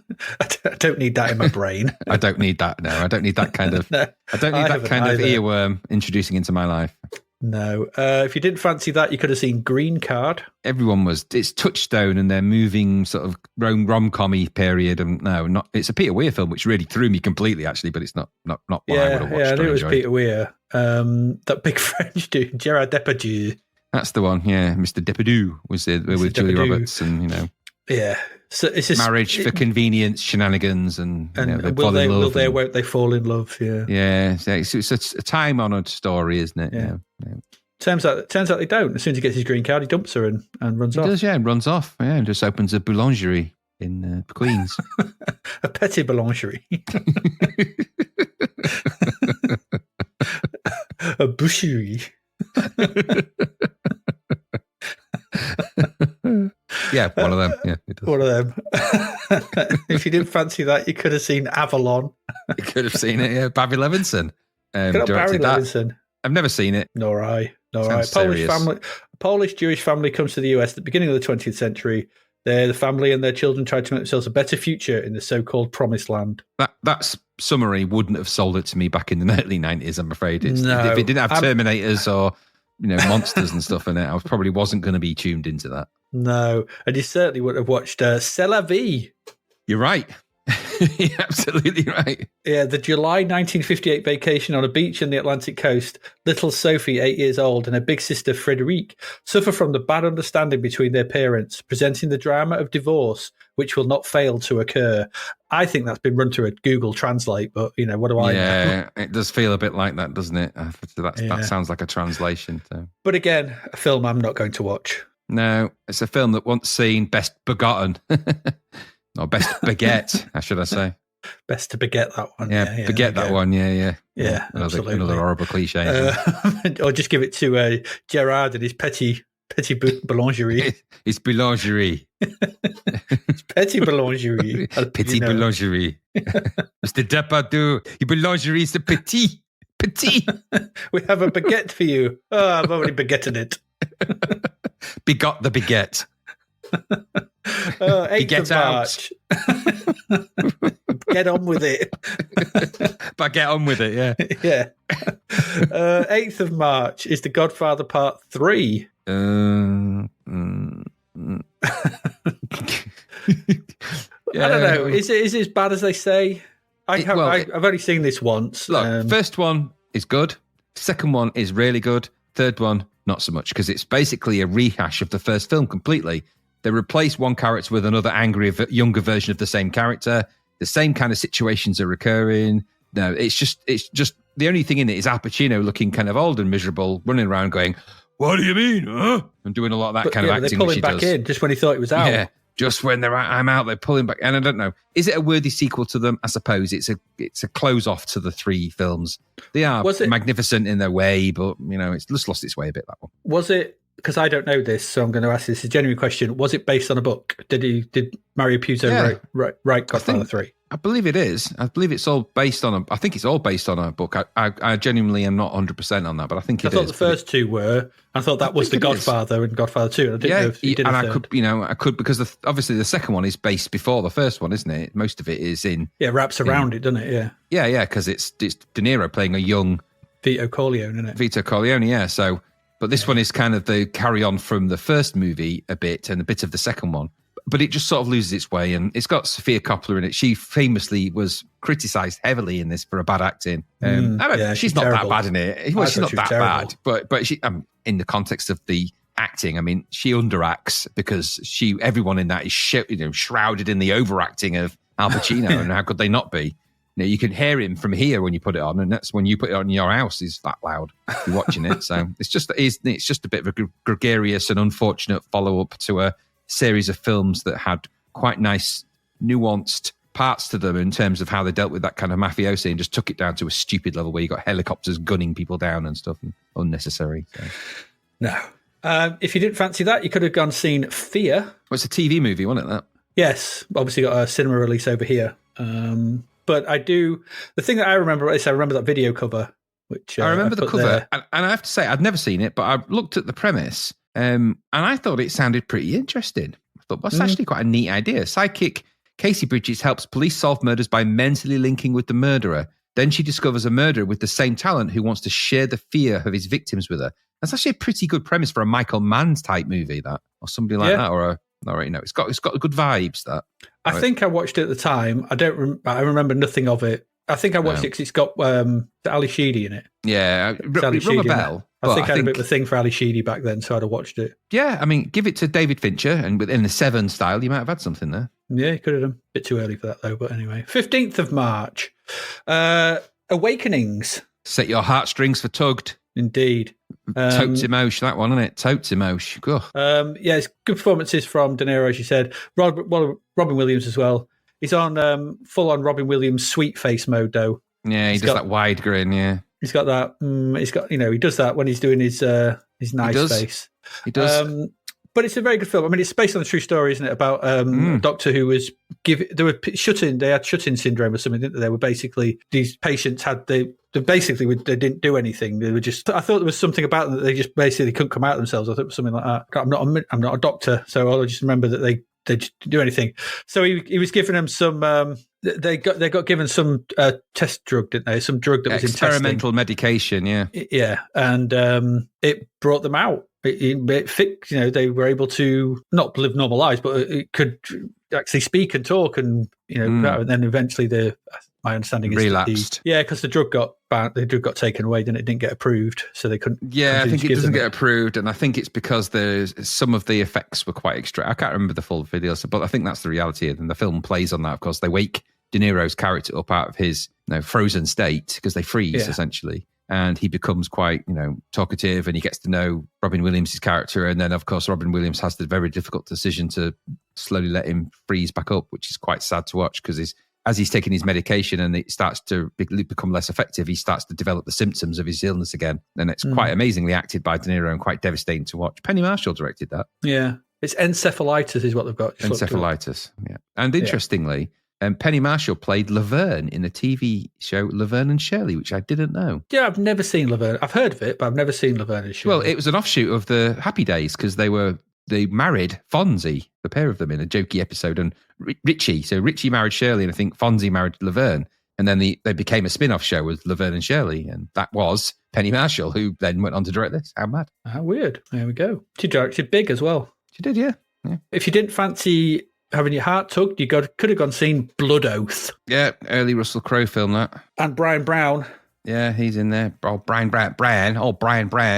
Yeah, he's in FX, Murder by Illusion, and Cocktail, if you remember. I remember Cocktail, yeah. Yeah, he's the other bartender, isn't he? Yes, I do remember that. You could have also seen Lost Angels, which is directed by Hugh Chariots of Fire Hudson. Yeah, I never heard of it.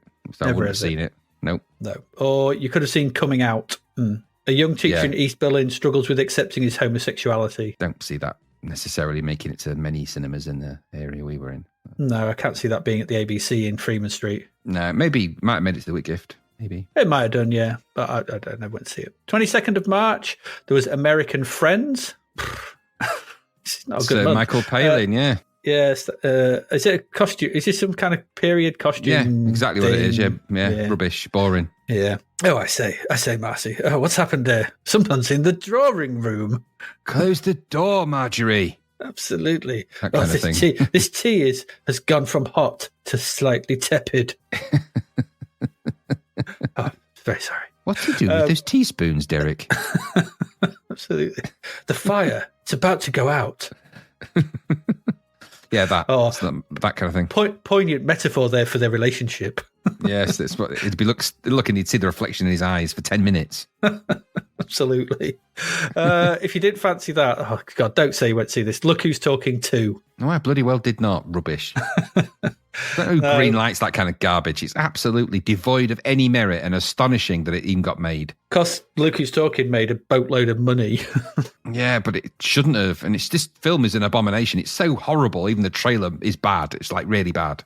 Yeah, it really is bad. And Roseanne Barr as well was the other baby, wasn't she? She's a confirmed loon nowadays. Yeah, that casting's not aged well, has it? No. I also, as well, when I watched the trailer, I had no idea that Richard Pryor was the other baby. No, but why would you know that? I don't know. I just thought I might have known that, but I didn't know that, and I was shocked to find out.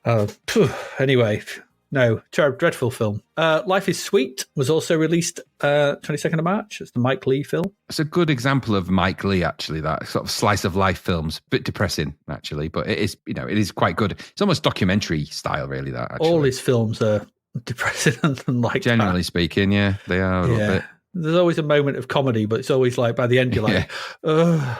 Is it Mike Leigh film where he's slit his throat? Is that him? Is that one of his? I think so, yeah. Yeah.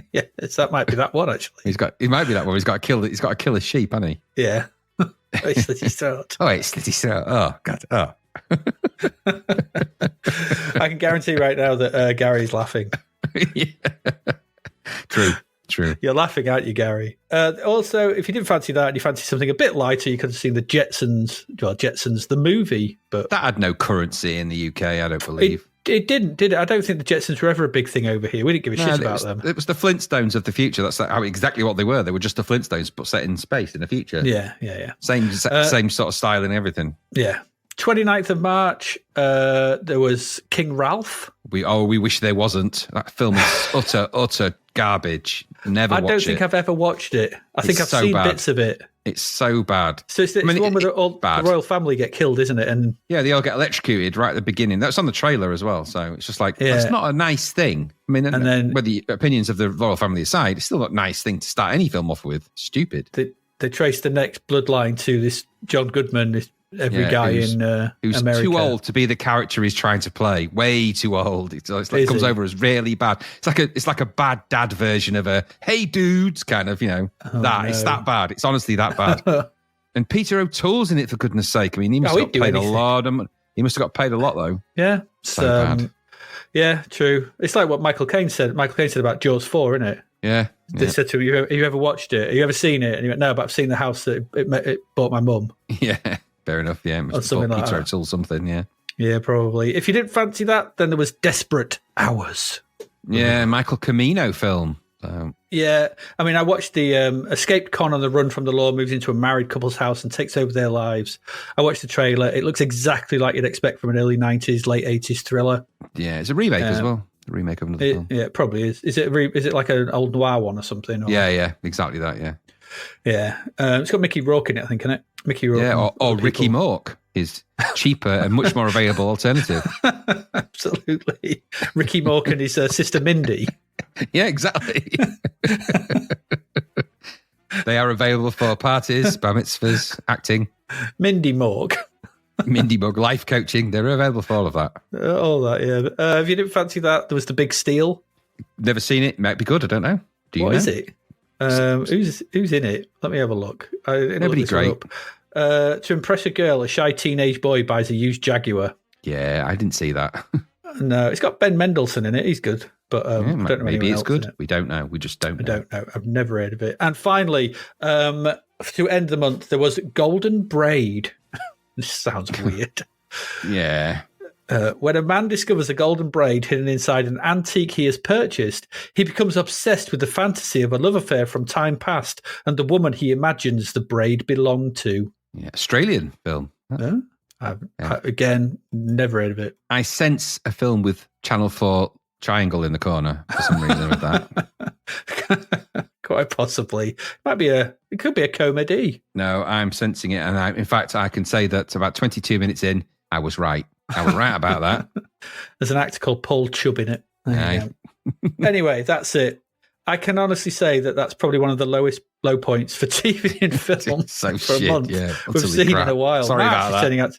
March 1991 was not a good month for entertainment purposes. Nobody was going to the cinema, and thank God. Yeah, nobody. Anyway, we still have 3 games to get through.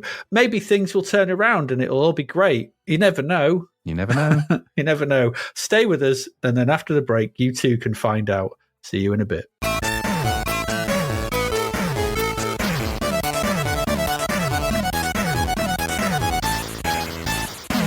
And we're back. 3 games still to get through for March 1991. Graham, it is over to you for the first one, and take us down the Welltris. I will. This is 10.99. This was from Infogrames, and this is created and drawn by people with very difficult to pronounce names. So do your best. Do your best. I'll do my best. I'll do my best, and I apologise to these people if petty boulangerie. Do your best. Petty boulangerie.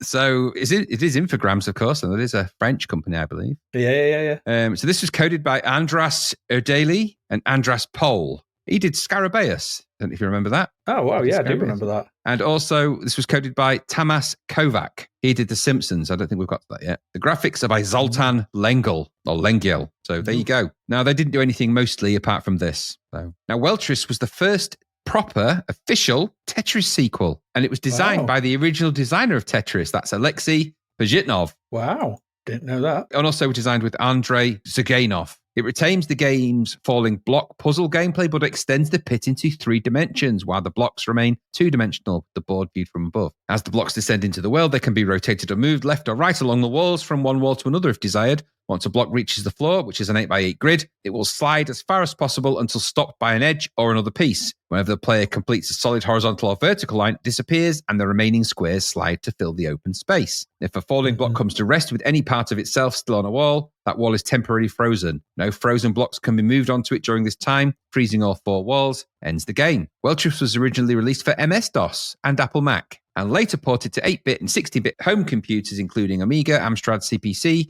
Atari ST, ZX Spectrum, Commodore 64, and there was even an arcade version of this. Sort of makes sense. Mm-hmm. So once you get a few options on the main title screen, I won't go through all the options, but principally, you can actually adjust the kind of level and speed controls and a few of those other things. Now, I don't know if I've never played a lot of Tetris, I'll be honest, but I don't know if those are parameters of the original Tetris game you can alter at the start. So you can start sort of further into the levels, which increases the speed. You can change the sort of regularity of blocks and all sorts of things like that with this. You could on the Game Boy version. I don't know if you could on the original. So some of those controls apply here, and you can sort of change the game parameters. It doesn't really affect how the game looks to any degree, really. It just affects really the speed, the frequency, whether you see the next block or not, and that obviously increases the challenge. And this game is simply a puzzle-based challenge game, as was Tetris. So the game itself on the C64, once you've gone past the title screen and started, there's a fairly simple layout, actually. On the left-hand side is the game, with the UI. On the right-hand side is an image. Now, I'm not quite sure of the relevancy of the images, I have to say. I have no idea. Now, and there must be some legacy reason why they're there. They're in all versions. I'm surprised they made it the C64 one, in all honesty, but they are there. And obviously, on the other formats, there are better fidelity, but they just seem to be pictures of, I guess, young Russians. The manual for this is quite interesting because the manual has all sorts of things in it that are very of its time. So there's the actual security for this game involved identifying flags, the Russian flags of the various different parts of Russia at the time, the USSR. So and obviously there's countries in there now that are their own independent countries. So it's kind of very much of its time. Yeah. But the controls and the way it plays, I'll sort of explain in a minute. But the principle is this is a official sequel to Tetris. So that's pretty interesting, isn't it? Yeah. So from Russia with love, then, isn't it? It seems. Not content with making a nation of block stacking addicted gamers, Alexei Pajitnov returns with an even more visually complex stacky block variation, an official sequel to Tetris, no less. Enter Welltris. This time, we have a top-down 3D tunnel grid with our friendly Tetronimos scooting down 4 sides towards a grid at the bottom. So from an orthographic perspective, Tetris kind of thing. It hurt my brain as soon as I read that back to myself. The idea is principally the same. The blocks appear on one of the 4 sides. You control it with your joystick or keys. Press fire to rotate the block on the bottom of the grid and use the space bar to position it. Why? Why that? Why that control system? Why? I don't know. Sigh. The game window grid to the left half of the screen is rudimentary. It's got level, speed, score, and lines indication, as well as the Tetronimo shape that's next, if you have that option set. And of course, you can change the options. To the right is an image that changes or develops, I guess, as you progress. I don't know. It must serve a purpose, but I don't know what. I wasn't really looking at it, to be honest. Mm-hmm. In classic Tetris style, as you win more lines, the level increases, as does the Tetronimo speed, as does your planet level. And if you stack Tetronimos and complete lines, they will vanish, of course. This time you can land the blocks from 4 angles instead of 1. So that's even more things to think about. And for someone like me, even more confusing on the eye and brain. Cause a problem with the stack, and that will block you from using one of the walls, and it will turn yellow. You can disarm that, though, by sort of getting the blocks in the right positions and knocking out lines. But if you mess up too much, like I said before, when all the walls go yellow, it's game over, man. Game over. Mm-hmm. And that's kind of how this rolls. That's it. You know, it's a logical sequel to Tetris, and that's principally how the game operates. You play that. It's the challenge. The challenge is to survive in this world for as many levels as you can and get a good score. Okay, it's fair enough. What it is. The presentation is a bit rough around the edges for the C64 one, but the gameplay is fast and it's visually it's not that difficult to read as the game goes. I was dreading sort of this idea of this kind of 3D grid, but in the presentation actually looks good and it's reasonably fast and it sort of makes sense even to control at that point. So as you're moving the blocks around and pressing a fire button to change the shape, eventually you do get into the idea of the shape that it's coming in at, and it just take a little while to sort of compute where it's going to land and what shape it's going to be and which direction you want to bring it from, because you can move it all the way around the grid. So it might start at the bottom, but you can actually move it around to the top if you've got a better position for that block shape there. So it's just think Tetris but with 4 walls, and then it's kind of that really, which isn't a bad old premise actually, and it's pretty cool. And so that makes it quite interesting and quite fast to get into. It's not difficult to read, so you can get into it pretty quick. You don't need a lot of instruction for this. You figure it out pretty quick, which is always a good sign. The issues I had with it, aside from that, because there's not much more to say about the game logic itself, it plays out like the other versions of this. It's actually slightly better than some of the ones. It's quite fast, but there's no in-game music. And that's probably one of the main reasons you would play the C64 version of Tetris, isn't it? To hear that Wally Bevan amazing music. So without that, this feels a little bit empty. And then more fatally than that, pressing the spacebar to launch the Tetronymos is stupid, because as the pace increases, you find controlling the joystick and pressing the spacebar more and more problematic, till they get to the point after about level 5 or 6 when you can't, or at least I couldn't. So I'm faffing about trying to move the thing around to the right position, pressing the fire button to rotate it, and then pressing the space bar, and it's just all a bit faffy. And you can wait for them to drop down, but you're never going to win the game like that. Eventually, the speed will simply stop you from doing that. You've got to be able to move them quickly and position them, and it just becomes impossible. So by the time I got to about level 5 or 6, I couldn't get any further than that. That was it. That was my ceiling limit, and that was a poor shit best. So why do those things? I mean, you can get away with the music, I suppose, because you could put music on in the background. You know, you can put whatever you want on, really. You don't need music in the game. You could just put music on, so it could be nice and chilled. But that joystick control issue really threw me. I just thought there must be a better way of doing this. Why don't you press the fire button to launch them? Yeah. No, and just move the joystick, I'll press fire button. I don't know. There must be a better way of rotating those pieces and doing it that way. Up and down, up to rotate, or fire to rotate, up and down to speed them up. Yep, and left and right to move them. Yeah. So why this complicated array of buttons and space bars and keyboard controls? I don't get it. The multiple options from the start might give you some longevity with how you can play it. Multiple players, I think it's not 2 player on the same screen, but you can play more than 1 player. And there's the ways of changing the speed and the frequency and the options. That gives you options in the game. It reminded me of when the old Atari 2600 games used to have Space Invaders and 126 variations of Space Invaders with missing invaders and missing barriers and no bullets and invisible. It's a bit like that. It's a bit like you can change the parameters, which make it marginally more interesting or more difficult. So there's fun to be had in there. I think that's the main thing. If you put music on and you can tolerate the spacebar thing. Is it worth 11 quid? I don't know about that. I think it needed those extra things to give it the value there. Otherwise, I don't know, maybe it's more budgety, top of range budget, but it could have been more budget fodder. But is it compelling? I guess it is. And it's an interesting historical sequel to something that now has documentaries made about it, for goodness sake. So my question really is, would this woo a Tetris fan? Well, I'm not really a big Tetris fan, but I know one who is. What did you think? You do know one. It's an odd thing, this, isn't it? Really bizarre presentation. It's weird. I think it's trying to say something. I just wasn't sure what. I was looking at the screenshots and I'm like, there's the ice skaters, there's Red Square. Yeah, because they were winning the ice skating at the time, weren't they, the Russians? Yeah, I was looking at other ones as well. There's what looks like, obviously when you lose some of those people eating like food or something, there's one outside of an ambulance, where there's just a person outside of an ambulance and someone looking like they're eating a hot dog or a sausage on the pavement. Yeah, they're really strange. I don't know what it is. It's very odd, this is. The game itself, for me, I don't know. I didn't like it. It just goes to show you can't improve on Tetris. Just leave it alone.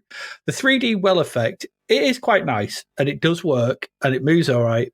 I don't like the addition of 3 block pieces. I forgot you got those bigger ones. So you get 3 and 5 block pieces. Tetris is made up of 4 blocks. That's its core principle. It's 4 blocks. I forgot about that. Being able to slide them in from any angle, it just detracted from me from the purity of the original game. Yeah. for me, this is the very definition of subtraction by addition. Yeah, great observation. Yeah, you're lessening Tetris with these additions. You're not making it better. You're making it worse. You're adding stuff and it's getting worse. The game doesn't need this fancy 3D, and it's perfect as it is. You made something that's perfect, and I get if it's Elixir Pajitnov, you make something perfect, and you go, oh, well, what do I do now? Yeah, it's like Mr. Rubik, isn't it, with a cube? He made that, and then it's like, can I add an extra row on it? It's like, no, you've made a cube. It's perfect. Don't need to. It's perfect. How about if I make a snake where you can make objects? You can make shapes from, like the snake. I never dug the whole idea of the Rubik's snake. Just come and touch my snake. No. I used to make the cobra out of it, and that was about it. And the swan. Yeah, true. So the game doesn't need fancy 2D. It's perfect. I couldn't get on with either control method. So it's left and right, and then when you get to the side, it then switches to up and down, and then back to the bottom, you're right and left. It just felt weird. I just preferred it. I think it was just left and right. I don't know. There's something about the control method I just didn't like, and I couldn't get it. I couldn't rotate the blocks. I didn't like the fact you can't rotate the blocks once they're on the bottom grid. No, I agree. So they're locked in at that point, which seems odd because they're still moving. The whole point of Tetris is you can rotate those blocks to the point where they're locked. So this kind of does away with that, and I don't like that. And the accompanying imagery, just plain weird. And the music that's on the title screen was rubbish. Like you said, we've come from Tetris with that amazing Wally Bevan piece of music and the great, was it Sir or Sit? I can't remember who did this. The graphics outside. Sit. Yeah, it was Sit. Yeah, and I get it. It's weird, and I get what they were trying to do, but it's not for me. This just give me Tetris. Leave the classics alone. Just stop it. I don't think they've ever improved on Tetris with any Tetris Connect, maybe Tetris 99, but that's just multiplayer Tetris with the. But just leave Tetris alone. You don't have Tetris with 3 blocks moving and 5. It just no. Just not. No, so I wasn't a big fan of this. I thought it was I can imagine back in 1990 be like, oh yeah, but time has proven that this was a wrong direction. Yeah, I agree. Here we go. That's Welltris. You might enjoy it. I didn't. Let's move on. We've still got 2 games left. And our next one,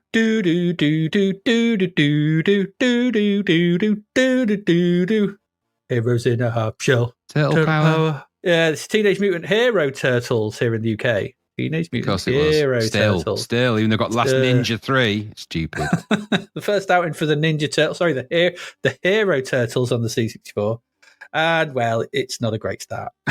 No, it's not. I have to say, I'm just going to set it up there at the beginning. It's not great. Say it how it is.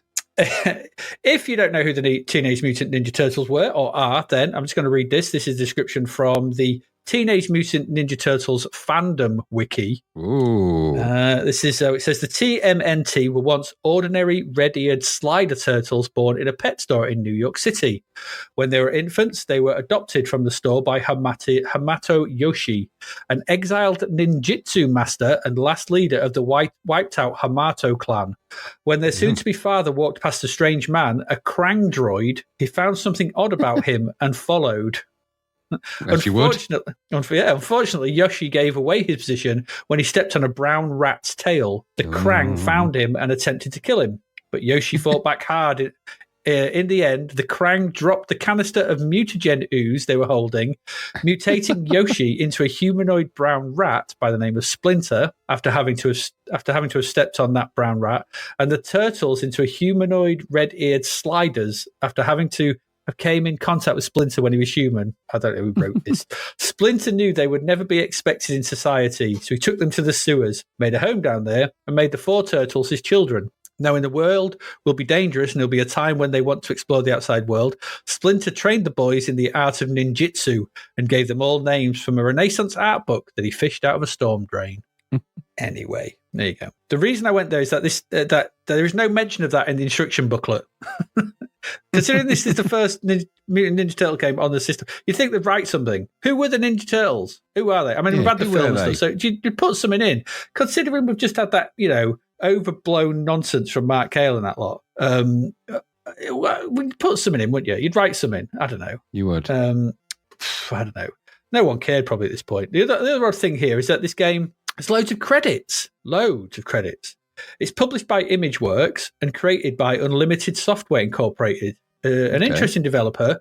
They did the C64 versions of Castlevania and Metal Gear. Okay, weird. Neither of those made it over here. Okay. The coders here are Carl Muller. He'll go on to do Speedball 2. Nick Pelling. Seen loads of times. 3D Pool, Fire Track, Bangkok Nights. Graphics are by, I'll do my best here, Athena Baksavanakis. Okay. Michael Hybert, Mike Smith, and Tom Singleton.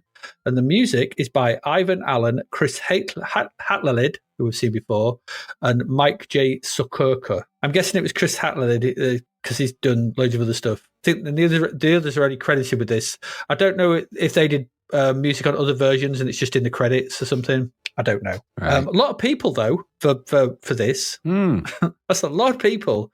Oddly a high amount. Yeah, 4 people for the graphics. So the plot for this. So this is what you do get in the booklet. Only hours ago, April O'Neil was kidnapped from her mobile news van by the vile, ruthless terrorist bully Shredder, in capitals. He's a slice-o-matic crumb, a villain more vicious than an army of mind-altered Bruce Lees. The fearless foursome must concoct a way to rescue April before Shredder brainwashes her into joining his ninjutsu Foot Clan. Why would he want to? They'll combine this treacherous task with the mission that they've been on since their mutated beginnings, to thrash Shredder and capture his life transformer gun, the lone piece of technology that can turn their rat friend Splinter back into the man he used to be. Okay. There you go. Think if he got turned back into a bloke, he'd still live in the sewers with them. I mean, he'd be off, wouldn't he? He'd totally be off. He'd be like, thanks for that. He'd be like, bye. Cheers, guys. Bye, I'm off. Thanks guys. I'm going to go chat to April. Let me know if you want pizza. We'll get pizza together sometime. Yeah. Oh, sorry, I'm busy tonight. I'm going on a date with April. So I don't know why I've not been getting your texts. I'm sorry about that. Absolutely. When the game loads, so this is weird as well, because when the game loads, there's an intro to this that is actually not too bad, except for the music, which is a version of the Turtles theme, but in a tone that is ear-scrapingly painful. Yeah, it exactly is. It's horrible. If you can stand it, though, you can let it run through, and it gives you an introduction to the 4 turtles: Michelangelo, Donatello, Raffaello, and Leonardo. And it's got some little animated image of them. It's something, I guess. It's an intro. Doing nothing. It's a little bit little. Okay. You only get to see it once, though, because pressing fire starts the game. And should you die again, it'll never return to this, ever. Just goes back to this really boring, basic title screen. So instead, once you press fire, we get another title screen. Which is weird, with a barely legible logo. That logo's so hard to read. So bad. There's an instruction to press fire to play as a different version of the main theme. Yeah, quieter, but still horrible. Yeah, it's still it's quieter, it's better, but it is better than the previous one because the other one was so horrible. And it says, for some reason, we've got 4 credits. Yeah, I thought that was odd. It's really weird. Just like, okay, it's just like an arcade game. What's going on here? All we can do is press fire and see what lies ahead. So just to say, I tried both the cartridge version and the disc version of this. But despite the long initial load to the disc, they seem pretty much identical. Yeah, they are, I think. Don't really see much else. The game starts with a top-down view. I think it's supposed to be like New York Harbor, maybe. I don't know. God knows what that was. I'm guessing it is. We control our first turtle, Leonardo. It's a greenish blob that we move around with a joystick and press fire to ineffectually wave our weapon in front of us. It's like, so bad. There are buildings which you can't go into, and holes in the ground, and these lead to the sewers. There's also a vehicle of some description which flickers off and on the screen as it moves around off to the left. It kind of they don't do part sprites. As soon as a part of that sprite is off screen, it disappears. It does. It's just ridiculous. Contact with that sprite, though, is death. Yep, 1 turtle less. Yeah. At the bottom of the screen, we've got some UI which shows your score, the high score, your health bar, and some squares for the items you currently have. And that at present is your weapon. So it's either the nunchucks, a sword, etc., depending on the turtle. If you walk into the sewer, so there's a manhole, then the game fades to black. And when it returns, we're greeted with a brown side-on platformer for some reason. So now we've got to navigate the sewers. So here we control our turtle as we make our way to the right, awkwardly jumping with up, and then up again to do a roll. So stupid. And left and right to walk, whilst fire once again waves our weapon at the countless enemies that wander the tunnels. These sewers are just, chock-a-block, full with just enemies of all kinds of descriptions. Should you make it through the short section, and it is short, you'll come back out onto the top-down section, and then you can wander further into the maze like New York, or you find another sewer entrance and repeat. At some point, you'll find a boss character of sorts that you need to take out, because you're trying to find April. But, this is it. So you go up, you go down, you go up, you go down, blah, blah, blah. You don't want to. I found the first part, I was like, oh, sod this. The instructions say you can press return for special features. And it also says you can save the game as well, but you can't do that. What that does, pressing return, brings up a screen where you can switch between the turtle you want to control. So you can switch between any of them. There's a map on the left. It's just a load of squares. It's illegible. I don't know what it meant. You can't figure it out. Who knows? And there's Splinter at the bottom saying something that is supposed to be funny. It's like, I don't get this. Help us out. I don't get what's going on. No. Selecting a turtle takes you back to the horror that is this game. My understanding is that this is a port of the far superior NES version, and it shows. So I don't know if the NES version is any good. I've just heard it's better. This is dreadful. The visuals on this are ugly by any definition, with poor colour choice and badly drawn, indistinct enemies that I don't even know what they are, that trundle about in boring ways. The turtles side on are okay-ish, but they're not that great. And the backgrounds in the above ground section are dreadful, and the side on sewers are not much better. The music is grating after a very short time, and the controls are stupid, as is the level layout, with sewers that go nowhere, and the ones that do are just boring to navigate and explore. So true. It's a terrible game. How it got 59% is beyond me. I have no idea. There must have bloody mystery. I don't get it. There must be some C64. It's got just the turtle's name. People want to buy it. I can't say it's crap. They'll take the advertising. When you die, you just become an indistinct splat or a crappy little shell. And why does the game have credits? I tested it out, quitting out and getting the credits down to 0, thinking it would start the opening credit bit again. Did nothing. They don't do anything. No, you just carry on playing. But I don't. Stupid. There are no credits. There's also, like I said, no way to save the game, which the manual says you can, or to use secondary weapons, which I never found, and I don't know if you can, and you can't. It's a stupidly bad and ugly game, clearly not finished in any way, shape, or form. The fact that it's got the guys who will do Speedball 2 and Nick Pelling on this, I don't know. I must have given like 10 days or something to make this. It's once again, this was shoved out to the public in the pre-Christmas rush. This was released pre-Christmas in 1990. In fact, the review in Zapped states that it was held back for after Christmas by the publisher when they were sending to the reviewers. Yep. And it's clear to see why. This is a shoddy piece of shit. This deserves to go into the ooze that created the Turtles in the first place. There's not much to say about this. Go down manhole covers. Well, the controls in the platforming sections, you try and jump at the top bit, you always hit your head and fall down. Then you have to do stupid double spin jump. It's like, what? Yeah. Absolute arse. This was dreadful. Another dreadful license shat out onto the machine. Crap. What did you think? Oh, the same. Horrible thing. This horrible. Twiddly, shrill music that was horrible. Those horrible blocky graphics. Badly animated, fudgy. They were fudgy around the edges. 4 people did the graphics for this. And they must have animated a limb each or something. The way he waves his sword around was weird and stupid and bad. And it just wasn't animated in as much as it just was 2 frames of what was meant to be a blur effect. And it just looked like he had a sort of sail. It's just stupid, really naff to control. Who wants to spin him into a ball anyway and fly up? And why can't I jump over gaps when you've left gaps there? Why do I have to fall down and then jump up using a spinny thing? Why do I always have to keep attacking things? Why am I going under constant attack? Why is there a giant wasp? What's going on? The level of thought that went into this was 0. This was just make a side-scrolling game in some manner. I suppose it looks turtle-ish in the way that it's kind of green and turtle person shaped, I guess. It is just utterly rubbish, and that top-down sequence is an abomination. It's worse than things I've seen coming out of 1983. Shocking for 1991 that this was even considered releasable. It's garbage, a real piece of shit, this awful thing. And again, like you said, we'll have a licensed catastrophe contender, won't we, right here? Because it is utterly reprehensible nonsense. And I don't believe that those people who they're putting those credits were involved in this, not in any great degree. I think they were just in the room having a Kit Kat when someone was making it. Because there's no way Nick Pelling and some of those other experienced people would have had any input to this other than to go, what the hell is that? So it's just no way. I don't know where this came from or what sewer it crawled out of.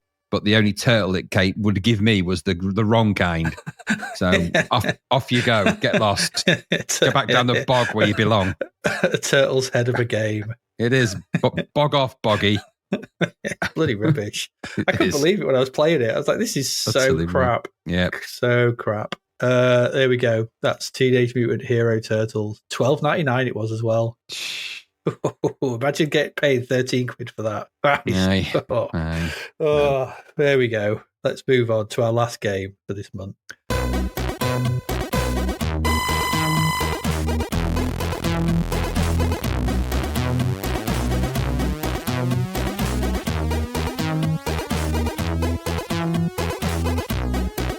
And Graham, we're back in the cars. It's over to you. Well, not quite cars, but anyway, to tell us all about Turbo Kart Racer. So this is a $2.99 budget game. It got 80% in Zapped, so that's a pretty healthy score. This was published by Players Software, which will immediately make you go, oh dear. The coder was Paul Black, though. He did Dizzy Down the Rapids and a few other things, but that's the one that caught my eye. Mm-hmm. And the musician is Howie Davis. He did Retro Talk. Well, actually, this is Retro Talk because this was also weirdly going to be released on a cover tape for a magazine under the name Retro Talk, but that never got released and that never happened. So this is just kind of faded into obscurity. The instructions for this are vague and nondescript, but I'm going to read them as is. Complete 4 laps and beat the drone kart to progress to the next track. Pick up symbols for extra features, more boost, decrease kart damage and spanners.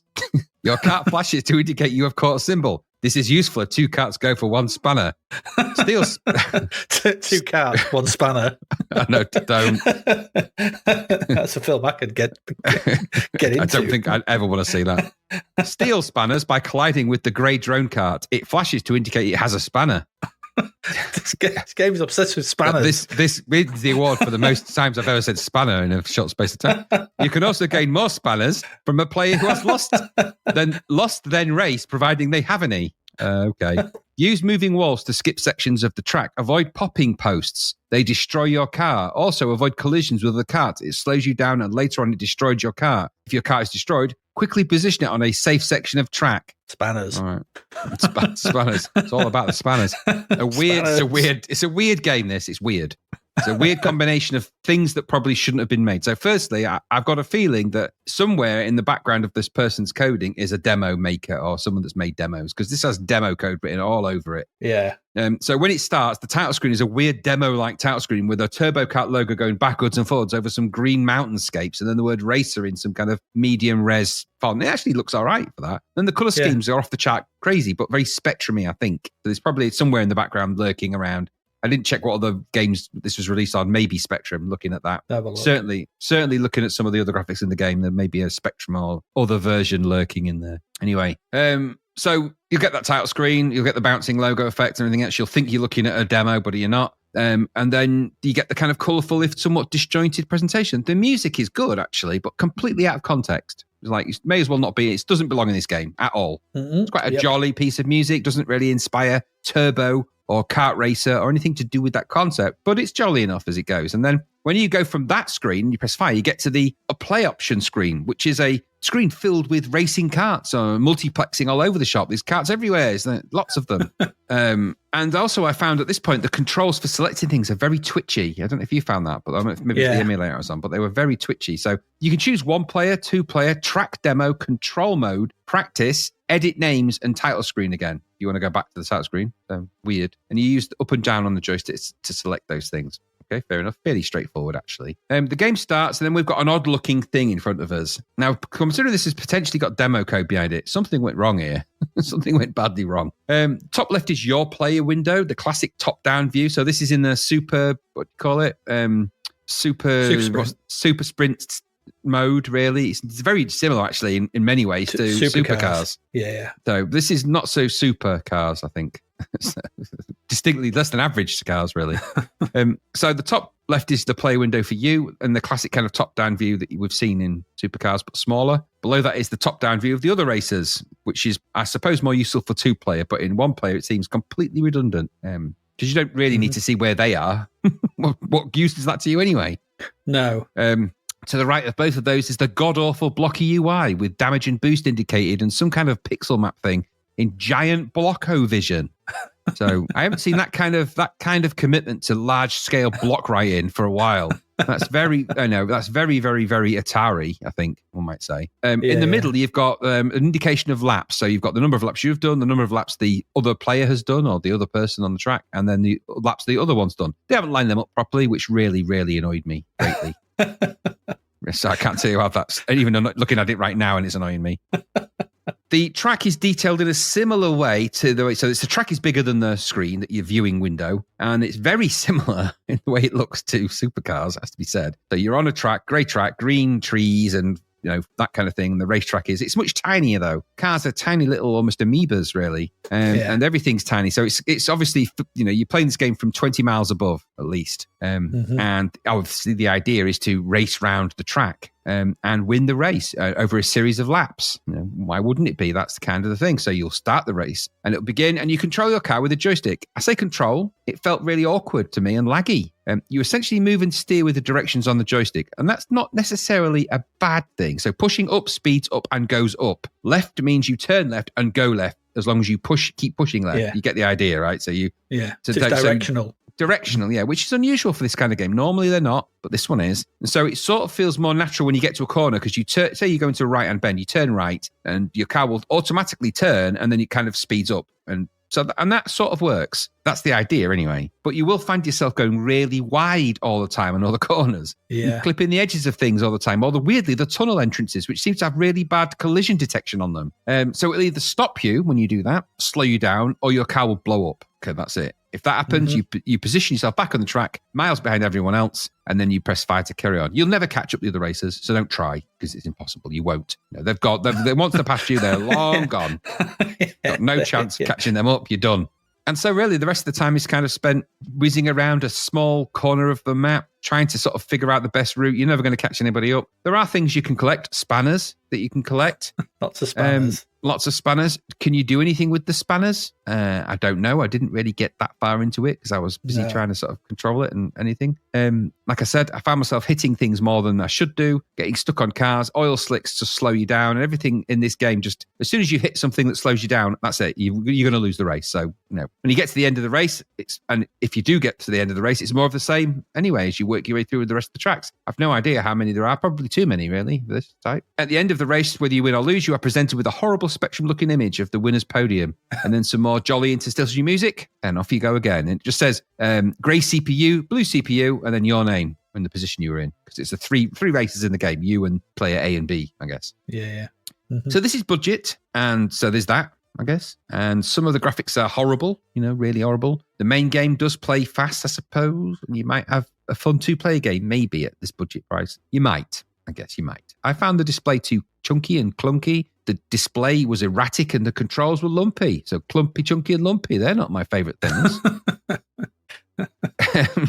But it's £3, isn't it? It's a top-down racer for £3 for 2 players, and I don't know. We've had loads of them though, haven't we? Loads of these, and probably better budget ones than this. But I quite imagine Pro, whatever it was, Simulator, or one of the many simulator types Grand of Prix this. Simulator is still my favourite. That's what I mean. The shoebox racer. The shoebox, yeah, the little toes. Yeah, it's loads better than this. So it's just been bettered by other games of this type. I don't quite know why this has been released, really. I guess it's just to compete with Supercars, I think, because it's very similar to that in some ways. But it's just, I don't know, it's just about gets away with being playable. And maybe because of that, there's a little bit of fun in two-player to be had, because there always is in these kind of things if you've got a mate round and you want to just have a bit of a blast. But there's loads better games that you do that to, and you wouldn't have bought this. The music, though, very jolly, that.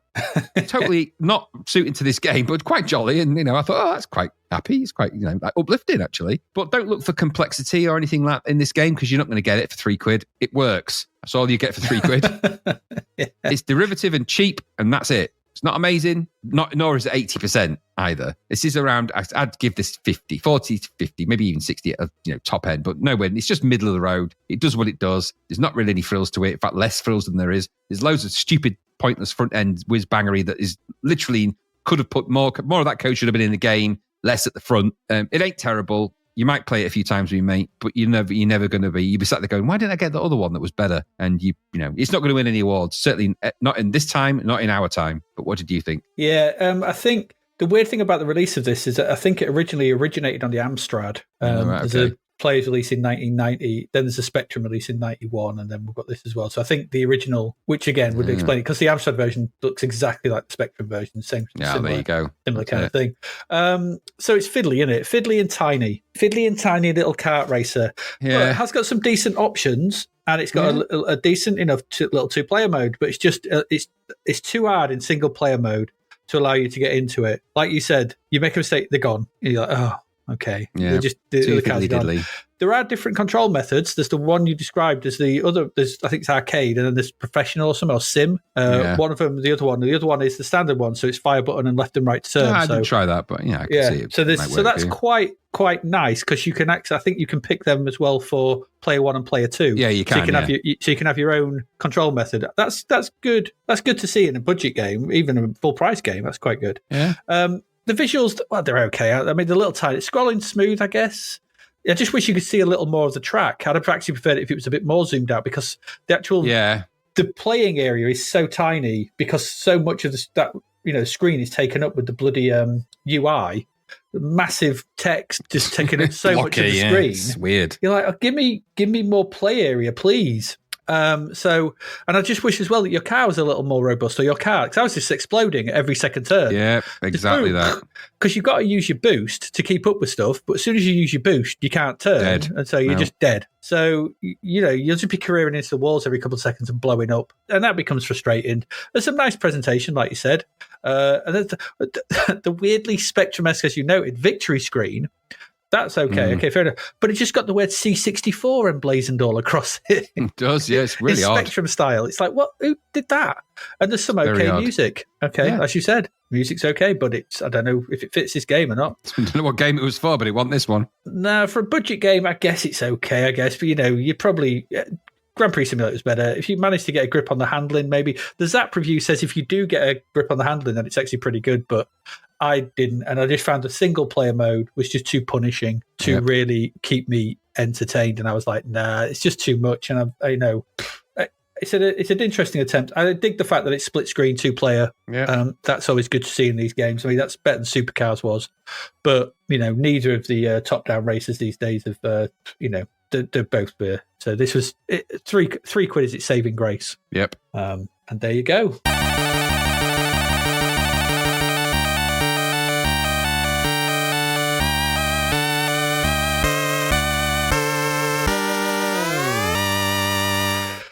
That's not been a good set of games for March, has it?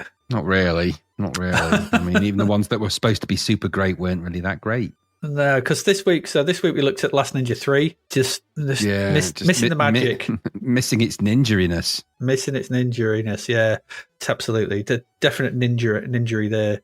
Supercars, which I think by definition might actually be the best one this week. Yeah. I don't know how, but I suppose because it is. It's inoffensively okay. Yeah, it's got some reasonable bits. And the Amiga version was really good. Yeah, Welltris was... just a point. I didn't. A Tetris too far. Absolutely. Teenage Mutant Hero Turtles, one of the worst things we've seen in quite a while again. And Turbo Kart Racer, fiddly budget stuff. So that's the bad month. Super Monaco GP was boring. Line of Fire was shit. 3D Pinball, that was all right. Total Recall was a disaster, pretty much. Dragon Strike was dull. Good Lord. What a month. Goodbye, March. Thanks for all the crap. Absolutely. Films were shit. TV was shit. It was... nothing to do this month. Beware the Ides of March. Yeah, we obviously went out and like that bit in The Simpsons where they all go out after the screens go off and we're like, it looked beautiful out here. Spring was in the air. Yeah, exactly. Oh dear.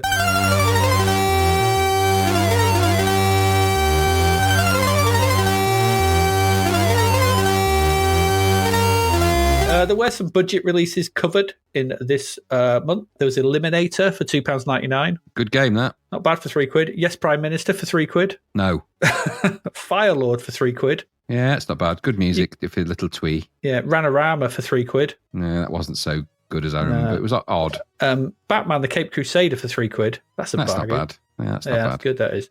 Return of the Jedi for £3. No, it was all right. Not £3, maybe £3. Yeah, and just as a mention, in this issue of Zap, that Speedball 2 for the Amiga got 96% gold medal. Yeah, I can see why it would get that. That's a classic Amiga game, that is. It really is, isn't it? That's one of the benchmarks on that. One of the definitive Amiga games. That. Yeah. And we will obviously be looking at the C64 version very soonish, I'd have thought.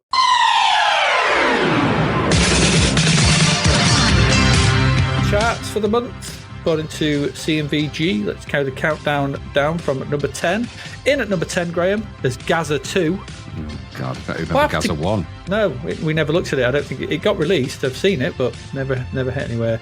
Up to number 9 is Quattro Combat from Codemasters. That's obviously some kind of thingy. Paperboy is down to number 8 from number 1. Okay.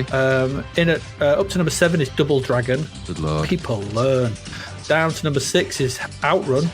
Now, here's a weird thing. Outrun is down from number 1 to number 6. Paperboy is also down from number 1 to number 8. Oh, God's sake, these charts don't mean diddly squat, do they? The next are all new in. Hollywood Collection in at number 5 from Ocean. Okay. You know what that is, don't you? That's going to be Rambo, RoboCop, yeah, Untouchables. Yeah. Total Recall, maybe. Yeah, maybe that's a bit too new. I was trying to think. Cobra. Yeah, Untouchables, you say Cobra, yeah. Ugh. Platoon, maybe in there. Platoon, maybe in there, yeah. In at number 3 is Target Renegade. That's all right. Okay. For a budget game. You did number 4. Oh, sorry. Number 4 is Dizzy Collection. Yeah. I just didn't want to mention Dizzy from Codemasters. Target Renegade at number 3. Operation Wolf at 2. Straight in. And in at number 1, Teenage Mutant Hero Turtles. No, it makes sense because it was a huge license, but all those people were getting that and going, Absolutely. Throwing it down the sewer. Exactly. Hoping it landed some ooze and turned into something good. The equivalent of wrapping up a turd in Christmas paper, that. Just dreadful. Oh, good Lord. But, it sold at the time, didn't it? All those kids going, Mum, look, it's the Teenage Turtles. I want the game. This is really good. It's really good. It's really good. Look, you can play as any of the Turtles at any. Oh, hang on a minute. Oh, it's all Splinter the same. said something funny. Counting down from number 10, 11 was Guardian Angel. That's the subway simulator, isn't it? Yeah. Run the Gauntlet down to number 12. Quick Snacks. Right. Yeah, Run the Gauntlet's good. Quick Snacks in at 13. That's good too. Good. Yeah. Batman Cape Crusader in at 14. Yeah, not bad. Rastan at 15. Hopefully they fixed it. Yeah, I hope so. Reclamont in at 16. Yeah. Beverly Hills Cat. That sells Beverly Hills Cats. Don't know what that is. I don't think we want to know, but okay. Meow, meow, meow, meow, meow, meow. Meow, meow, meow, meow, meow, meow, meow, meow. Down to number 18 says Quattro Adventure. See, that'd be really good if it was based on the Ford Quattro, but it was just you driving around in a car. In at number 19 is RoboCop 2, and Bigfoot is down to number 20. Okay, just look at Gary. Gaza 2, I think, is Gaza 2. Teenage Mutant Hero Turtles, I suppose, and RoboCop 2, the only games, I think, full price games, isn't there? I think. Yeah, Gaza 2. That doesn't have a great made by pedigree, I'm afraid. Gaza 2. No.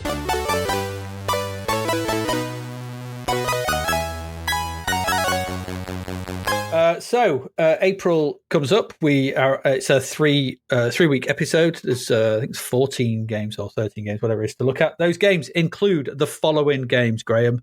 We've got CJ's Elephant Antics. Okay. The Hunt for Red October. Again, this was the second game, and it's the other one. Still hunting. Yeah. Lotus Esprit Turbo Challenge. Interesting. Okay. Saint Dragon. That's a weird name for a game. It's the first album by Metallica. That wasn't very good. yeah. Swiv. Okay. Looking forward to that one. Back to the Future 3. Inevitable, that one. Yeah. Judge Dredd. Oh, God, not again. again. Another Judge Dredd game. Loops with a Z. Okay. So it's going to be edgy. It's going to be edgy and puzzle game. The horror that is Dick Tracy. Oh, my God, that game is so shit. Okay. Giving that one to you. Huxley Pig. Okay. No idea. Kentucky Racing. Okay. I've got my Ringler Tingler is tingling. I've got a horrible feeling that they snuck out another one. Oh, no. Ringler Tingle. Oh, no. Omniplay Kentucky Racing. Oh, no. We look at Gaza 2. Is that so? The charts. And then Exterminator. Okay, fair enough. Well, there they are. That's what we've got coming up. So there you go. That's it. That's March done. April beckons. We march ever onwards. We do. Thank God we march past March. Yeah. If you listen to the shout out at the beginning, hopefully you have joined the, if you want to sign up to the Patreon, patreon.com/Zapped to the past. There's a Ko-fi, kofi.com/Zapped to the past. There's a shop, zappedtothepast.shop, where you can buy mugs and things like that, and t-shirts and things like that. is cool, or come and join us on the website, or whatever. You got anything you'd like to say, Graham, about March or life in general? March was just a bit disappointing. Well, very disappointing. But the Ninja game, Ninja 3, which I think is probably going to be one of our more controversial reviews because, people really do like those games. And it's just to say, you know what? I can't see why it ended up the way it did. I can see why it did. I think it's one of the great tragedies of game licenses that ended up doing what it did, as opposed to taking a leaf out of other games books and trying to think beyond just making a ninja wander around, picking up stuff out of drawers and trying to find things, because that just seems such a waste of a license. But there you go. Yeah, like I said, I'd looked at that Bushido game. Yeah, they should have understood the concept of Bushido, which is nothing to do with bloody ninjas. No, it's Tibet, you stupid fools. In fact, yeah, boo to you, yeah, blockos. You're going to get a kick in the yarballs if you've got any yarballs, you eunuch jelly bells. And on that note, before Graham gets anywhere angrier and remembers other things about the game that he got annoyed at. like, I just climbed up a wall. Why have I got to make a fresh glove? Why can't I just climb? Why do I need special gloves anyway? Yeah, absolutely. He did that in the first game, didn't he? You just climbed up stuff, didn't you? You picked, I think you found ready-made gloves as opposed to having to... Why is that leather glove in the toilet? And why would you pick it up? Why would you put on a glove from a toilet? That's the worst thing to do. Do you know, if there's a leather glove in the toilet, looking at the people in that park, that's the last thing you want to put in your hand in and using. That's been used and not in good ways.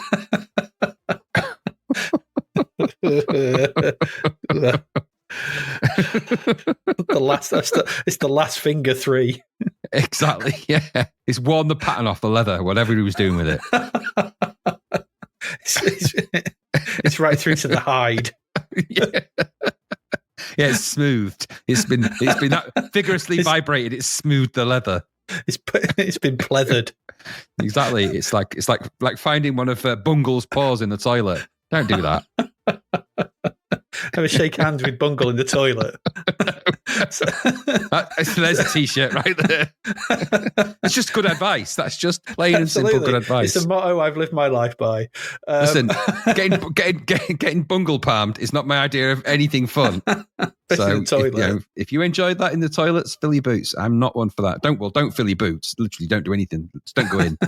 But just general advice is, if you do find a glove in a toilet, don't put it on. Don't put it on, or try and make it into some kind of makeshift climbing accessory with nails. with nails from a nail gun. Because that isn't going to work. It's not going to work. I think the police might want a word. Well, it's not going to be robust enough to help you climb anything. You're just going to end up with a very bad injury, as we've said many times before. Man, yeah. And on that Bungle note, Bungle palmed. There's a term we've invented. So were you? I got Bungle palmed last night in the toilet. You put the gloves in the bottom of the toilet bowl. Of course I did, in case a ninja needed them to climb walls. Absolutely. And I left the nails by the outhouse. just for a bit of, a bit of excitement. So they weren't all together. Oh dear. See, any good at Bungle palming, is he? What, the ninja? That was rubbish. No, it's rubbish. Put the nails in at that point. Right, enough. That's it. I'm out of this toilet right now. Anyway, March. That's the best thing about March. I have to say, the TV was shit. The music wasn't very good. The cinema was crap, and the games were arse. Yeah.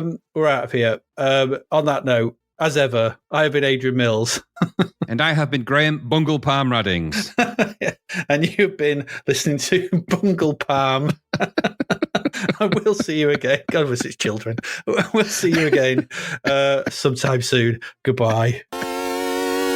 Thank you for listening to the Zapped to the Past podcast. We hope you enjoyed our deep dive into the world of Commodore 64 games, as well as the music, films and TV from around the 1980s, driven, of course, by the issue of Zap 64 magazine published at that time. We will return with a whole new batch of games and stuff to talk about next week. Until then, if you want to listen to or download previous episodes of Zapped to the Past, and why wouldn't you, they can all be found on our website at zappedtothepast.com, as well as being available on Podbean, Apple Podcasts, Google Podcasts, Spotify, Deezer, Audible, Player FM, and, well, pretty much anywhere where we can upload them. By the way, we do always love to hear from our amazing listeners, so if you'd like to contact us about anything in the podcast or beyond, you can do so by emailing us at zappedtothepast@gmail.com. We're also active on Twitter under @ZappTother, as well as Facebook, Instagram, and most social media platforms. Just search for Zapped to the Past and you'll find us. Oh, and if you like the podcast and what we're doing, please do like, share, review, rate us. It really helps. Something, apparently. The Zapped to the Past podcast is written and produced by Adrian Mills and Graham Raddings, and recorded at Flaky Bits 2.0 Studio. All opinions expressed are those of the writers, and while we indeed love Zap 64 magazine, the Zapped to the Past podcast is not affiliated with it in any way. Stay safe, see you next time, and remember, we play these games so you don't have to.